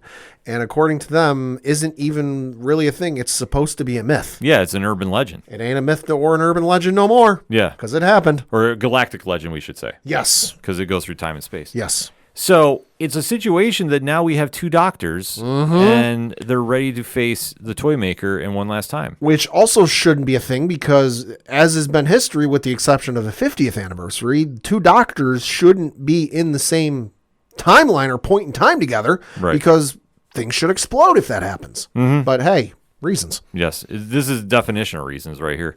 So you do see that they wind up defeating the toy maker in a game of catch. In a game of catch. The most extreme game of catch I've ever seen. Yes. And so the toy maker is now gone. Right. Well, so they won the game, so they banish the toy maker off to some other dimension or to never return again. But I'm sure they'll find, if they want to bring him back at some point, they'll find a loophole or something they forgot to mention. Well, at this stage, it went from being the Joker to Mr. Mistleplick. Yes. Good analogy. So, like I say, there's going to be a way they're going to bring him back. Yes. And especially, too, with how they set this up, and I'll get to it just a little bit, we get a resolution about what happens with everybody. Because David Tennant's doctor is convinced to go back with Donna and live his life away from the adventures of Doctor Who. Well, yeah, so you now got 2 doctors, which has never happened before outside of the 50th anniversary special where there were 3 technically. And now it's become a case of like, okay, well, why is this a thing? Why are you why did this face return? And basically the way they come up with it is, listen, you've been running around, you've been fighting wars for all this time that you're running on fumes. Even the 15th Doctor says, like, listen, I'm you and I know you're running on fumes. You're just stretched too thin. And Donna basically tells him, like, listen, you need to take a step back, relax, and just live. Because she says, listen, look what I did after you left me. She goes, I took a step back. I took a couple jobs. I started a family, and I just, hung out and I did what I did every day. And, the doctor goes, oh, but that'd be so boring. Well, what'd I do? And she goes, yeah, it might be, but that's part of the fun is hanging out with your friends and family. And that's when he elects to stay, all right, fine. I'll let you being the 15th Doctor, go off and do your thing. I'm going to stay here. But then he comes into the issue of, well, I don't want to leave the TARDIS. I've been with it for so long. And the 15th Doctor goes, well, wait a minute. We won the game. We're supposed to get a prize. Let's get our prize. Pulls a mallet out of I forget where he pulls this mallet out. He pulls a mallet out of someplace. Yeah. Like a Harley Quinn mallet, too. And he goes, 1, 2, 3. And he smacks the TARDIS with the mallet and turns it into another TARDIS. Yeah. Only difference between these 2 TARDISes is one of them's got a jukebox. Inside, look the same as the new look does. But the one's got a jukebox and it's wheelchair accessible. Yeah, which is awesome. Yeah. So we now have a new. There's 2 doctors. Yeah. There's 2 TARDISes. There's 2 sonic screwdrivers. So we'll see where this goes. Yeah. So like I say, it's really kind of crazy to see what plays out here. But then there was also a little key point too about a tooth. Yeah, so at some point along the line, he didn't say when, the toy maker imprisoned the master inside of a golden tooth in his mouth, and he made a point of showing said golden tooth. It gleamed. And then when he went to get banished into another realm or another dimension, that golden tooth fell out. And someone or something grabbed said tooth off of the roof of Unit. Yeah. So at some point here, the master's coming back again, which I'm not opposed to. No, I'm definitely not. Master's always been good. The Master's always been the Joker to the Doctor Who's Batman. So let's face it. But the fact that I'm almost wondering, is the toy maker a spinoff of the Master? Is maybe he's not the first one to do the bi-generation? Maybe. That's kind of it's a crazy theory, but I mean, it's got some steam to it. I mean, the other thing too is there was a mention in the first special, the Star Beast. And then there was a mention in this episode of like someone higher, someone stronger, someone more powerful coming. Something's coming. The toy maker didn't want to mess with it. Even I forget what it was he said specifically, but the toy maker was basically like, even I don't want to mess with this. Yeah. And the Meep was like, yeah, no, this thing's coming. We don't mess with this thing. So something's coming some point along the way. I'm willing to guess before the end of this upcoming season. But, something's coming that's got the toy maker, the man who gives no shits about the laws of physics, and, and scares an intergalactic dominating teddy bear. Yeah. It's an interesting setup that they have here because with Tennant now disappearing in the nothingness. Well, disappearing into regular life for now. Right, for now. You have Shutigawa that's going to take over the adventures. Right. And yet you still have the toy maker allegedly out of the picture. For now. The master has now been left back in. Yeah, that's coming sooner than later. And then there's also the rumor of the big bad behind it. I mean, there's a lot of loopholes that they just didn't tie up with this episode. Russell T. Davies is playing 4D chess. Yes, he is. And I'm here. Oh, I mean, that's the whole thing. He's such a masterful storyteller that you have to trust him. Mm-hmm. And that's the thing about this, that when we get really diving into the new Doctor season, we are going to get some answers, but if there's somebody that's even worse than the Master coming. Yeah, well, the only thing we've got on the horizon now is the Christmas special, which is dropping on Christmas Day. They put out a thing today, which is a musical number from the upcoming Christmas special. You really can't tell much about it. It's a little wonky. The only thing I'm curious about it is who's singing that, because it sounds like a professional singer singing that song. That's the only thing I'm curious about. Gave me real Hobbit vibes. If you've seen the Hobbit movies, you'll know what I mean. Yeah. But no, that's the only thing we've got on the line for Doctor Who, because we know the next season is coming sometime next year, but we don't know when. No, we don't know when, but we do know that obviously they've raised the bar for where we're going. Mm-hmm. And there's a lot of questions that I got, but I'm excited as a fan because I don't know. Mm-hmm. That's the one thing that we always kind of forget about in this stage, that it's cool to be surprised. Yeah. Especially with how many leaks get put out about different projects. Yeah. This has been Looking very at good you, reps. Deadpool. Uh-huh. No, the thing I will say, too, though, is I like the look, because they did a video on social media of what Nishudi got was sonic screwdriver, because you saw it in the episode. It looked good. It looks real interesting, and I like it. But the other thing I like on it, too, is I forget what the saying was, but in the video they posted to social media showing off the sonic screwdriver, he said there was like a Rwandan saying on it, but written in the Gallifreyan symbols. Yeah. Which I thought was an awesome It's very touch. Cool. Yeah, no, everything they've had come out for Shooty's debut has been nothing but win. Yeah. And I mean, and I think they ended the 60th anniversary specials on a high note. Yeah, no, I was afraid it wasn't going to live up to the 50th, because the 50th was just such a whirlwind. And right. When they announced it, we're going to have David Tennant and Matt Smith together on the same screen, I'm like, holy shit. Like, and then that played out. And I'm like, oh my God, how are they going to top this? And, the first two episodes, I'm like, you know what? It's coming close to the 50th, but it's not living up to it lived up to the 50th. Yeah, that's the big thing. When you can live up to the 50th, you really nail it. Uh-huh. And especially with what they did here. I mean, strong performances all around from Neil Patrick Harris, David Tennant, Catherine Tate. Like I said, they had so many people involved with this that there was no way that this was going to miss. There was just no way. And this is the one thing that Doctor Who does better than arguably anybody. They really make sure that they tie up loose ends, in the sense of they're going to give you, when they say special, they're going to give you specials. Mm-hmm. And they only leave the loose ends on there when it's something they want you to be invested in and go from there. And that's one thing that I thought they did exceptionally well here, because like I said, the ending is a little confusing at times. Yeah.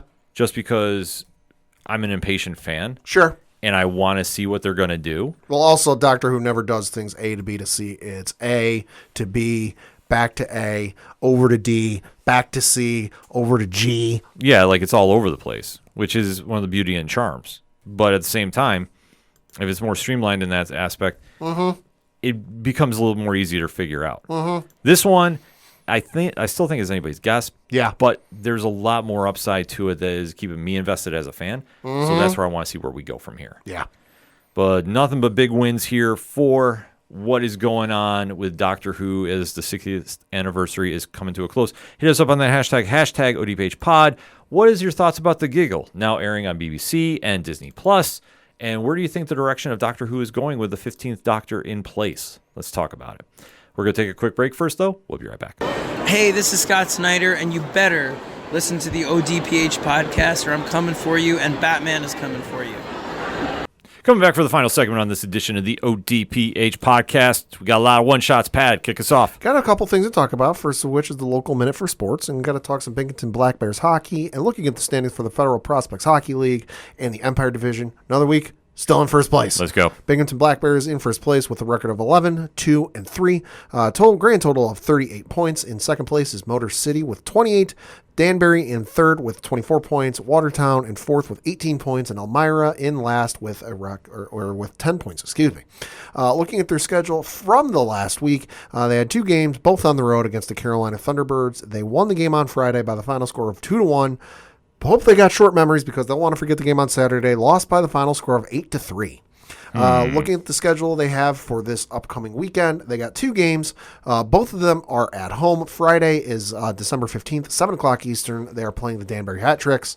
And then Saturday, December 16th at 7 o'clock Eastern, they are playing the Watertown Wolves. So for more tickets, information, all that good stuff, BinghamtonBlackBears.com. And we're going to talk a little bit of baseball because there's been some notable baseball news the last week or so. I would say so.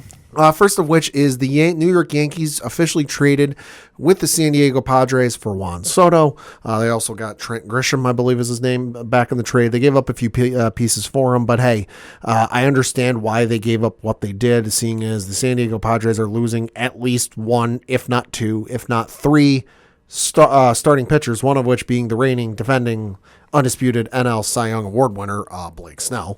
So I understand that, but Juan Soto is officially a New York Yankee. Dude only hit like 12 home runs at home last season. That's in not hitter-friendly San Diego. He's coming to hitter-friendly New York. Something tells me he's going to be hitting a few more home runs at home. Yeah, I would definitely say this is a big move for the Yanks. The only thing I fear with this, but this is an easy fix for him, they have to sign him long term. The only thing that's going to be the hitch with that is he is a Scott Boras client. Typically, he does not do extensions before the end of a contract, but you never know. We'll see. I think that might have to be something that they work in there. But like I say, I'm definitely excited about the move. Yeah. It can only help. He's just got to stay healthy and put up some numbers. Then the other one we got to talk about is the one that shocked the baseball and sporting world because Shohei Ohtani officially made his decision after a tumultuous Friday. Because this went down on Saturday. Shohei Ohtani signed a 10-year, $700 million contract with the Los Angeles Dodgers. A lot of details and specific numbers, breakdown stuff is not known with the contract at this time. It's been widely reported that there is a ton, like historic level of deferred money with this contract. So, and that's to help with the competitive balance tax and to help the team be able to sign some other players now and be able to build a winning team now. So something tells me that despite this contract ending at 2034 when he becomes a free agent, he'll be getting paid well beyond 2034. If they start on the Bobby Bonilla method, they'll be paying him till 2,700. But the nutty thing with this contract is he will be making more than 8 teams currently in Major League Baseball. He'll be making more than the Cleveland Guardians, Miami Marlins, Kansas City Royals, Milwaukee Brewers, Cincinnati Reds, Pittsburgh Pirates, Baltimore Orioles, and Oakland Athletics collectively pay right now, which is kind of fucking nuts. The other thing that's kind of the hubbub and mess with this is there was the kerfuffle that went down on Friday.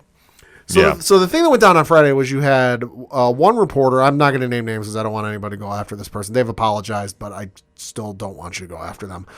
One reporter reported Friday that he was on a flight from California to Toronto when he was on his way. And people started looking for private flights out because Lord knows Shohei Ohtani ain't going to take a public flight out of California. So people started trying to figure out where he would go. At one point, there was 4,000 people watching a private flight out of one of the airports in California for Toronto with like 4,000 people watching this. Come to find out, the flight was one of the guys from Shark Tank, not Mark Cuban.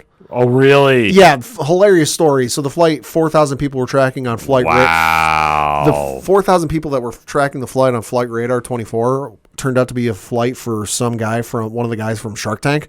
And we can verify this because the CBC, the Canadian Broadcasting Company, sent a photographer out there just in case it was Shohei, and it wasn't.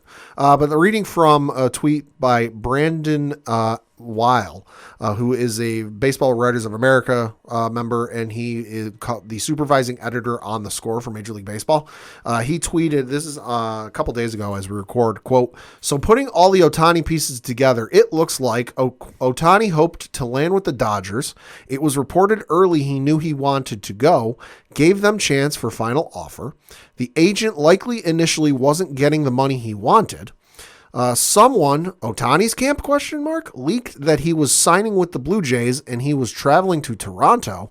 After those leaks, Dodgers thought they might lose him and came in with final offer. And then he included a photo of an article from Tom Bertucci, who's another baseball writer, who says, quote, on Friday, reports broke that Ohtani's signing was imminent and that he was headed to Toronto to sign with the Blue Jays.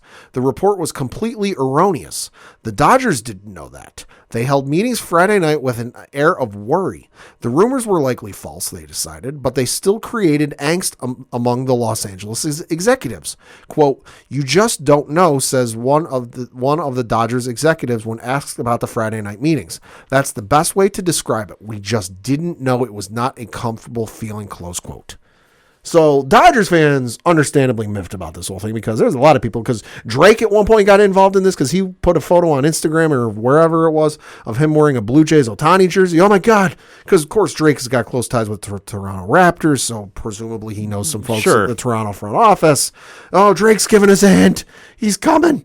A lot of folks got hyped up and then they got their hopes dashed. So... yeah.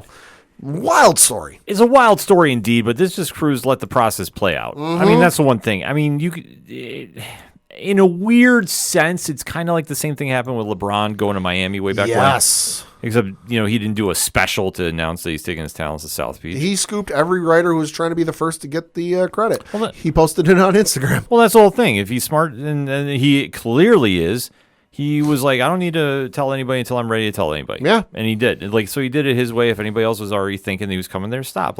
It proves how fans can be very excited, but at the same time, they got to be smart. Yeah, and it just proves how crazy this situation got. Because at one point, there was a rumor going around that Shohei didn't want people to know the name of his dog because it was allegedly an implication or a hint as to where he might go. So you had people on television speculating the name of his dog, trying to guess what it could mean for where he wanted to go. It just got all sorts of insane. That's out of control. As for the contract, absolutely absurd. That's a joke. Now, mind you, he's not even going to pitch this year because he had Tommy John surgery, but he can still hit.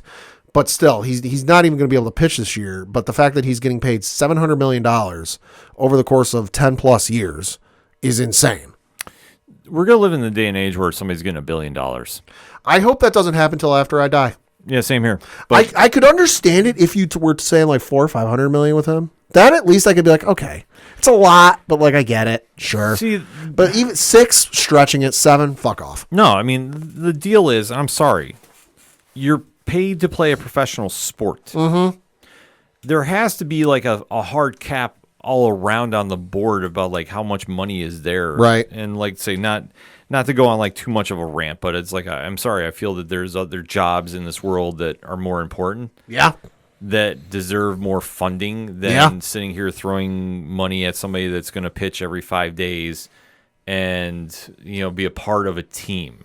Yeah, and listen, there's some teams and some owners that are richer than others. Yeah. That's a fact, but I don't see every team throwing a number like this out at free agents, or hell, even what the Yankees do or the Red Sox do or the Mets do. Well, but at the same time, some of you owners could be less cheapskates than you currently are. Well, that's the whole thing. When you deal with looking at you, Oakland A's. When you deal with a professional business, you mean Las Vegas A's. They're still Oakland. Well, like I said, they haven't officially left. But it goes down to the point. If you're going to be an owner of a professional sports team, you want to make it a competitive product for your fans and the game itself. Mm-hmm. So if you're not willing to do it, why are you here? Oakland A's owner is worth a reported $3 billion.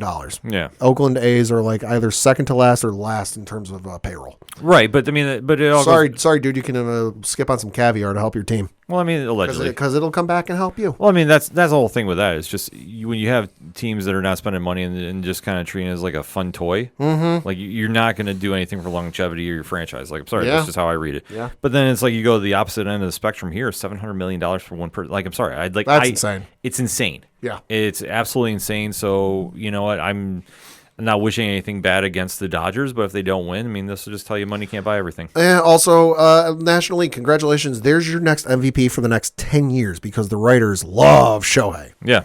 And hey, maybe that means Aaron Judge can win a few more. There you go. Then we got to talk some trailers because there was a bunch of trailers that came out the last week. First of which is the upcoming Netflix show, movie, whatever this thing's going to be, Mobile Suit Gundam Requiem for a Vengeance. Now, admittedly, I am not up to date on my Mobile Suit Gundam shows. Yeah. Making it work on that. I'm going through all the shows and watching them start to finish. I'm still working on the original right now. So I'll get there eventually. But this trailer did catch my eye because it is unlike any other trailer I've seen for a anime Gundam show to date, because no date on when this is coming out, just a coming soon. But according to the description in the video released on the Netflix anime YouTube page, it says, quote, Mobile Suit Gundam Requiem for Vengeance is coming soon to Netflix in joint production with Sunrise and Safe House Inc. and made with Unreal Engine 5. Now, if you don't know what Unreal Engine 5 is, that's one of the engines they use to make video games. Okay. Not all of them. It's one of them.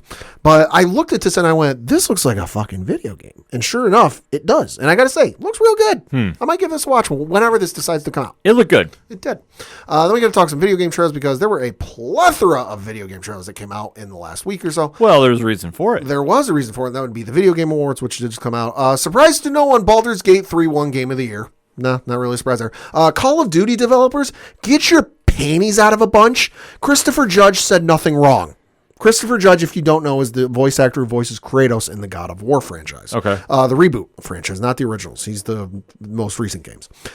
He gave a long-ass speech last year when he won Best Voice Actor, whatever it was. Like, the speech went on for, like, almost 10 minutes. It was it was absurdly long. Like, I'm pretty sure they even gave him the Oscars music playoff at least twice. He came up to present an award this Game Awards season and gave a real short speech. And he said, hey, this speech is longer than, or at least my speech this year was shorter than the Call of Duty campaign. Which got everyone going, oh, and I giggled at it. I'm like, yeah, It's meant to be a funny that's line. funny, but the Call of Duty developers got their panties in a bunch. So, hey, calm down. It was a joke. And also, stop selling a full-blown DLC as a $70 game, because that's what you're doing. You can't play Modern Warfare 3 without owning Modern Warfare 2, and they're still charging you $70 for it. So calm down. But some of the trailers we're going to talk about that were released during said Game Awards, one of which was Final Fantasy VII Rebirth. Cool trailer, a lot of stuff shown off for it. God, I hope if they kill Aerith off in this one, it's going to be heartbreaking, although you never know, because Zach Strife, who was in this trailer, and if you played the first one, spoiler alert, dude's supposed to be dead. He's not dead. I say spoiler alert, but the game came out a couple years ago, like 3-4 years ago. It's not really a spoiler at this point.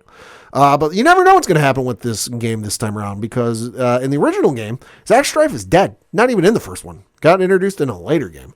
Was hinted at in the original. But he's alive at this point. So you never know what's going to happen, but we did get a release date for it. It is releasing worldwide on 2 discs, February 29th, 2024.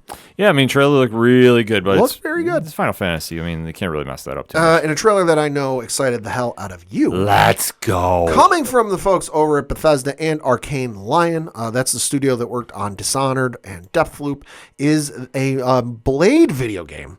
It's going to be a mature, single-player, third-person game set in the heart of Paris. It is now in development in collaboration with Marvel Games. No word on when this is coming out. We didn't even see gameplay footage for this, so don't take the trailer as an indication of what the game is going to look like, because it's like probably pre-rendered CGI, computer CGI. It's just like a concept of what it's going to be about and where it's going to take place. I would expect the next trailer we see, whenever that's going to be, because, hey, E3 is not really a thing anymore. But whenever they decide to unveil, the next trailer, that's probably when we're going to get maybe a gameplay look at what it looks like. But I'm willing to bet, since it's made by Bethesda's involved and Microsoft owns Bethesda, this is probably going to be an Xbox exclusive game, which, sucks. But hey, I'm a PlayStation guy and I've got Marvel's Wolverine and Spider-Man. Yeah, like I say, it plays in your favor. But no, Yeah. this is exciting news. To be honest, I didn't even hear anything about this being Neither did I. mentioned for a game. So the fact that we're getting that, and I know the Mahershala Ali movie is back on track. Hearing positive things coming out from that as well, too. Yeah. So it looks like Blade is going to have a big 2024, and that's good for Marvel to get some good press. So I'm excited for that. And then we're going to talk about the Dragon Ball Sparking Zero trailer that came out. This, of course, is the successor to the last Budokai Tenkaichi game.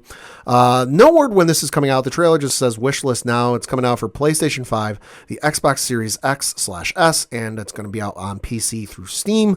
Game looks good. It's got kind of that look the last couple Dragon Ball games have had, with Xenoverse 2, Kakarot, and obviously the fighting game. I forget what that one's called. Looks good. Not a whole lot to it. It's just kind of like a cinematic, hey, they're fighting trail, which is a Dragon Ball game. Of course they're going to be fighting. Yeah. The cast looks like it's going to be nuts just because it's some of the Dragon Ball characters. Goku, Vegeta, Krillin's in there, Yamcha I know is shown in there, Piccolo also, but then you've got some of the characters from Super. I know the Jiren is glimpsed at one point, Majin Buu's glimpsed at one point, so we'll see what it looks like. I'm sure I'm going to pick this thing up because it looks awesome, but I cannot wait for that to come out. Looks very cool. And then lastly, certainly not leastly, from the trailers, the one everyone is waiting since 2011, 2012? Something like it, man. We finally got a trailer for GTA 6. Yes. Coming in 2025, so not even coming out next year. Surprising no one. Surprising no one, but it's coming out in 2025. The game, as has been rumored and semi-confirmed, going to be set in the Vice City location, so it's going to be set in Miami. Probably going to see a Rick Ross cameo in this game. Wouldn't be surprised. Game looks good.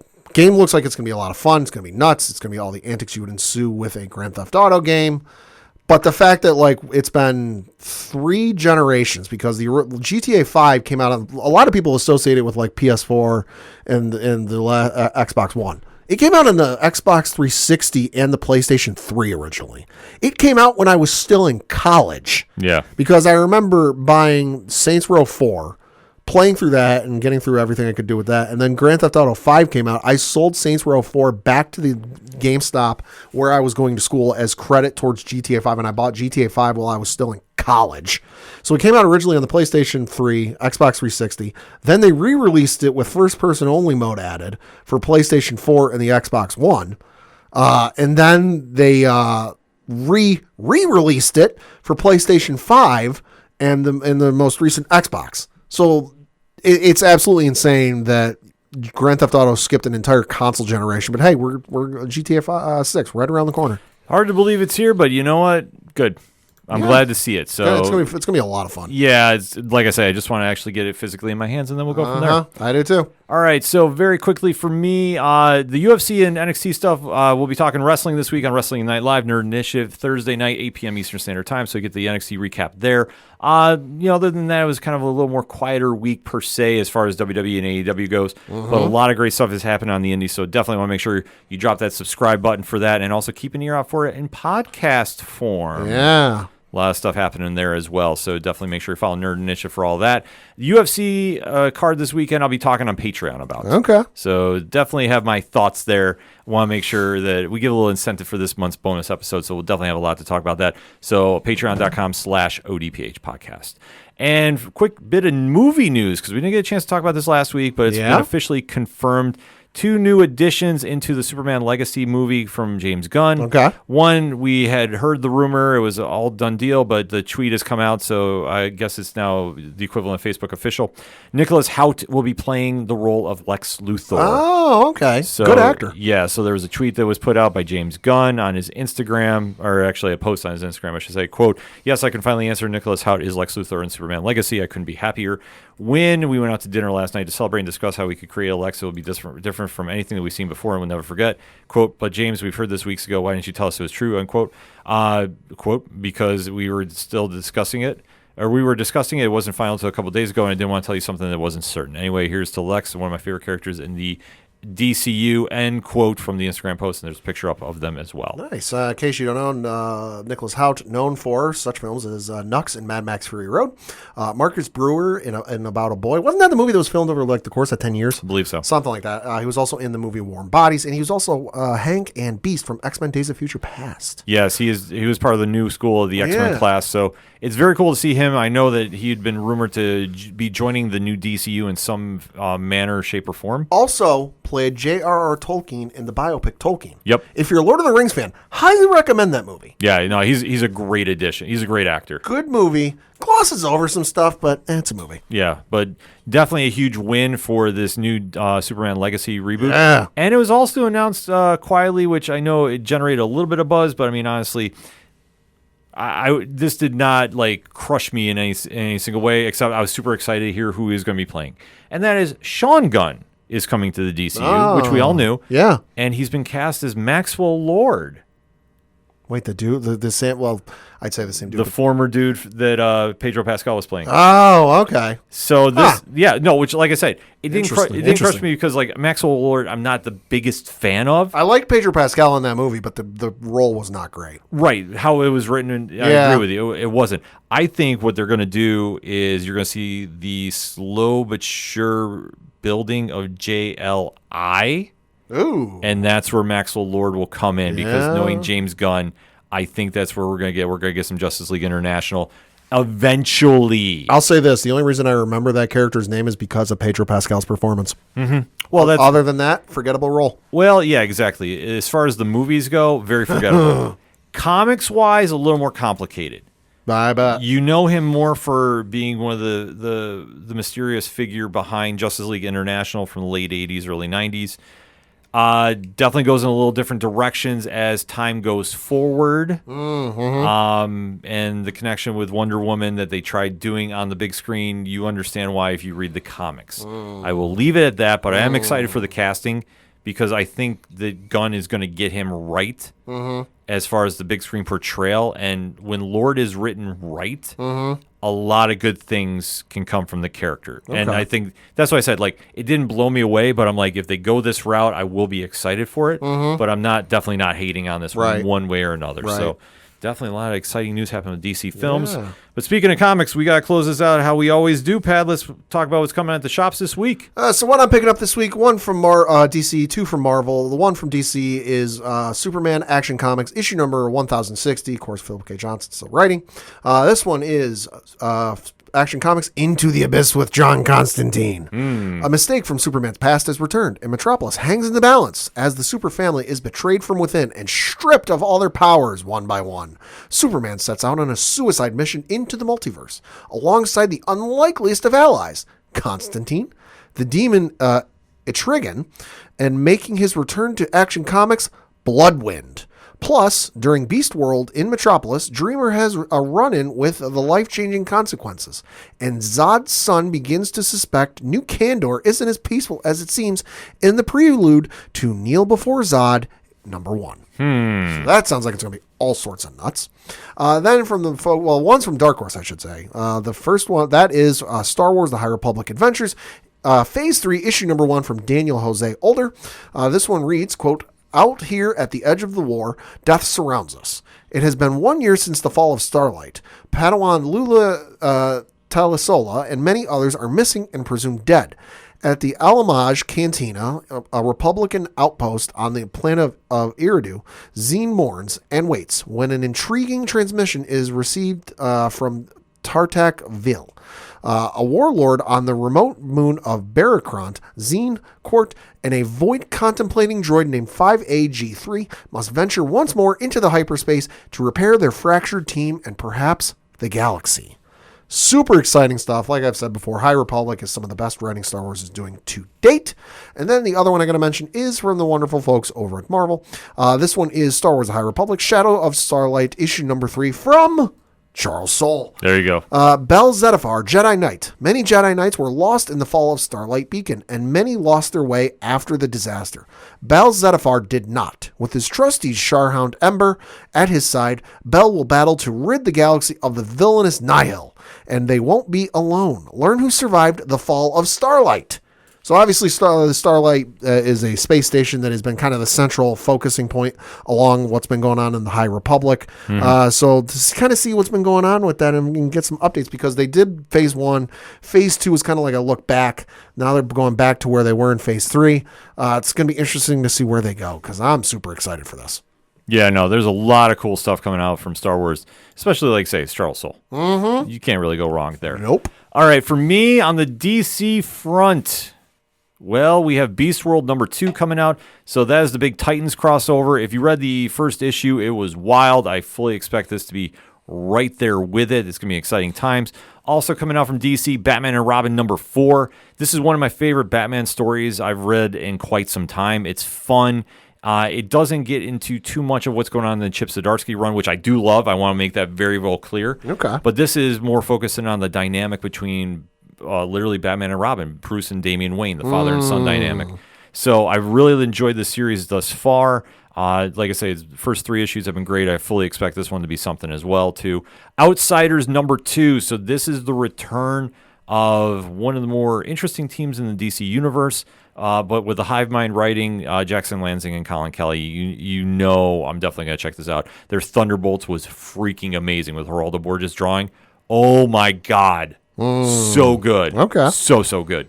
That's with Marvel, but obviously Outsiders, they're doing some really cool things. Issue number 1 was definitely different than I thought it was going to be. I like the take they're doing, though. Okay. Because the Outsiders can be a tricky team for various reasons, but I like what they're setting up here. Also, from Marvel coming out on Wednesday, Spider-Gwen Smash, number 1. Melissa Flores is writing. That's all I need. Melissa Flores writing Spider-Gwen. Go Spider. Done. Enough said. Take my money. Because obviously, if you read Mighty Morphin Power Rangers by Boom Studios or The Dead Lucky by Image Comics and Black Market Narrative, you know Melissa is an amazing writer, and I fully expect this to be something very, very special. Also, from Dark Horse, funny you mentioned that, Pat. Yeah? They have got a really big week coming out this week, but there's one book that caught my attention, and that is Masterpiece. And it's Brian Michael Bendis and Alex Malv, who you know from Daredevil and Scarlet. Yep. It's them teaming up on a new book. Okay. And I'm showing you the cover right now. Oh, that's interesting. The origin of the New Criminal's Criminal. Huh. I don't know what to expect here, but you know what? You have those two teaming up on a book. I will pick it up. That's a good twosome. Yeah, so definitely that's coming out from Dark Horse. I know that they have got the new Kevin Smith book coming out, Quick Stops. Ah, okay. So that'll be coming out this week too. And if I'm not mistaken, top of my head, we also got the Minor Threats, the Alternates finale there coming out as well too. Like I say, they got Dark Horse always has some really good stuff. So if you haven't checked out them in a while, definitely make sure to keep an eye out for that when you hit the comic shops this week. Last but certainly not least, Image Comics is big Massiverse week. Speaking of the Massiverse, Radiant Black number 27.5 and 27 respectively. Because if you know the story, you know why I'm referring to that. Is that? That'll be hitting there, plus Rogue Sun number 17. So obviously big week for the Massiverse. And then from Boom Studios, crushing it this week, and one of my favorite series that I've been fortunate enough to get a chance to review and read, House of Slaughter number 20. Ooh. So this is something that if you're a fan of Something is Killing the Children, the James Tynion story, this is the spin-off. It's the anthology style, so you get spotlights on certain characters involved with this Order of St. George. This is going to be the conclusion of the current story arc. It has been a very, very cool read. So if you haven't picked it up, definitely make sure to go check it out. There's so much going on. You really want to make sure you hit the comic shops this week, and make sure when you're down there, if you have a pull list, make sure you pay it up for the holidays. And as we always like to say, make sure you go out and support your favorite LCS wherever you're at in the world. And if you're looking for comic recommendations, odphpodcast.com and nerdinitiative.com, starting every Wednesday, 9 a.m. Eastern Standard Time. Got them dropping every half hour now, Pat. Nice. On Nerd Initiative. We have so many. Last week, I was almost going to say a record week for how many reviews between Tuesday and Thursday. A lot of stuff coming on there. Comixology Originals got a great lineup too coming out too. Man, there's just what a time to be a comic book fan. That's all we're going to say with that. But like we say, make sure you follow Nerd Initiative for all that news and then some too, along with ODPHpodcast.com, where you can find out everything and anything that's going on with the ODPH. That's it for this week. So for the one and only Pat Owanje. Fuck the Astros. I'm your host, Ken. Thank you as always for listening to the ODPH podcast, better known as the Ocho Duro Parlay Hour. See you next time.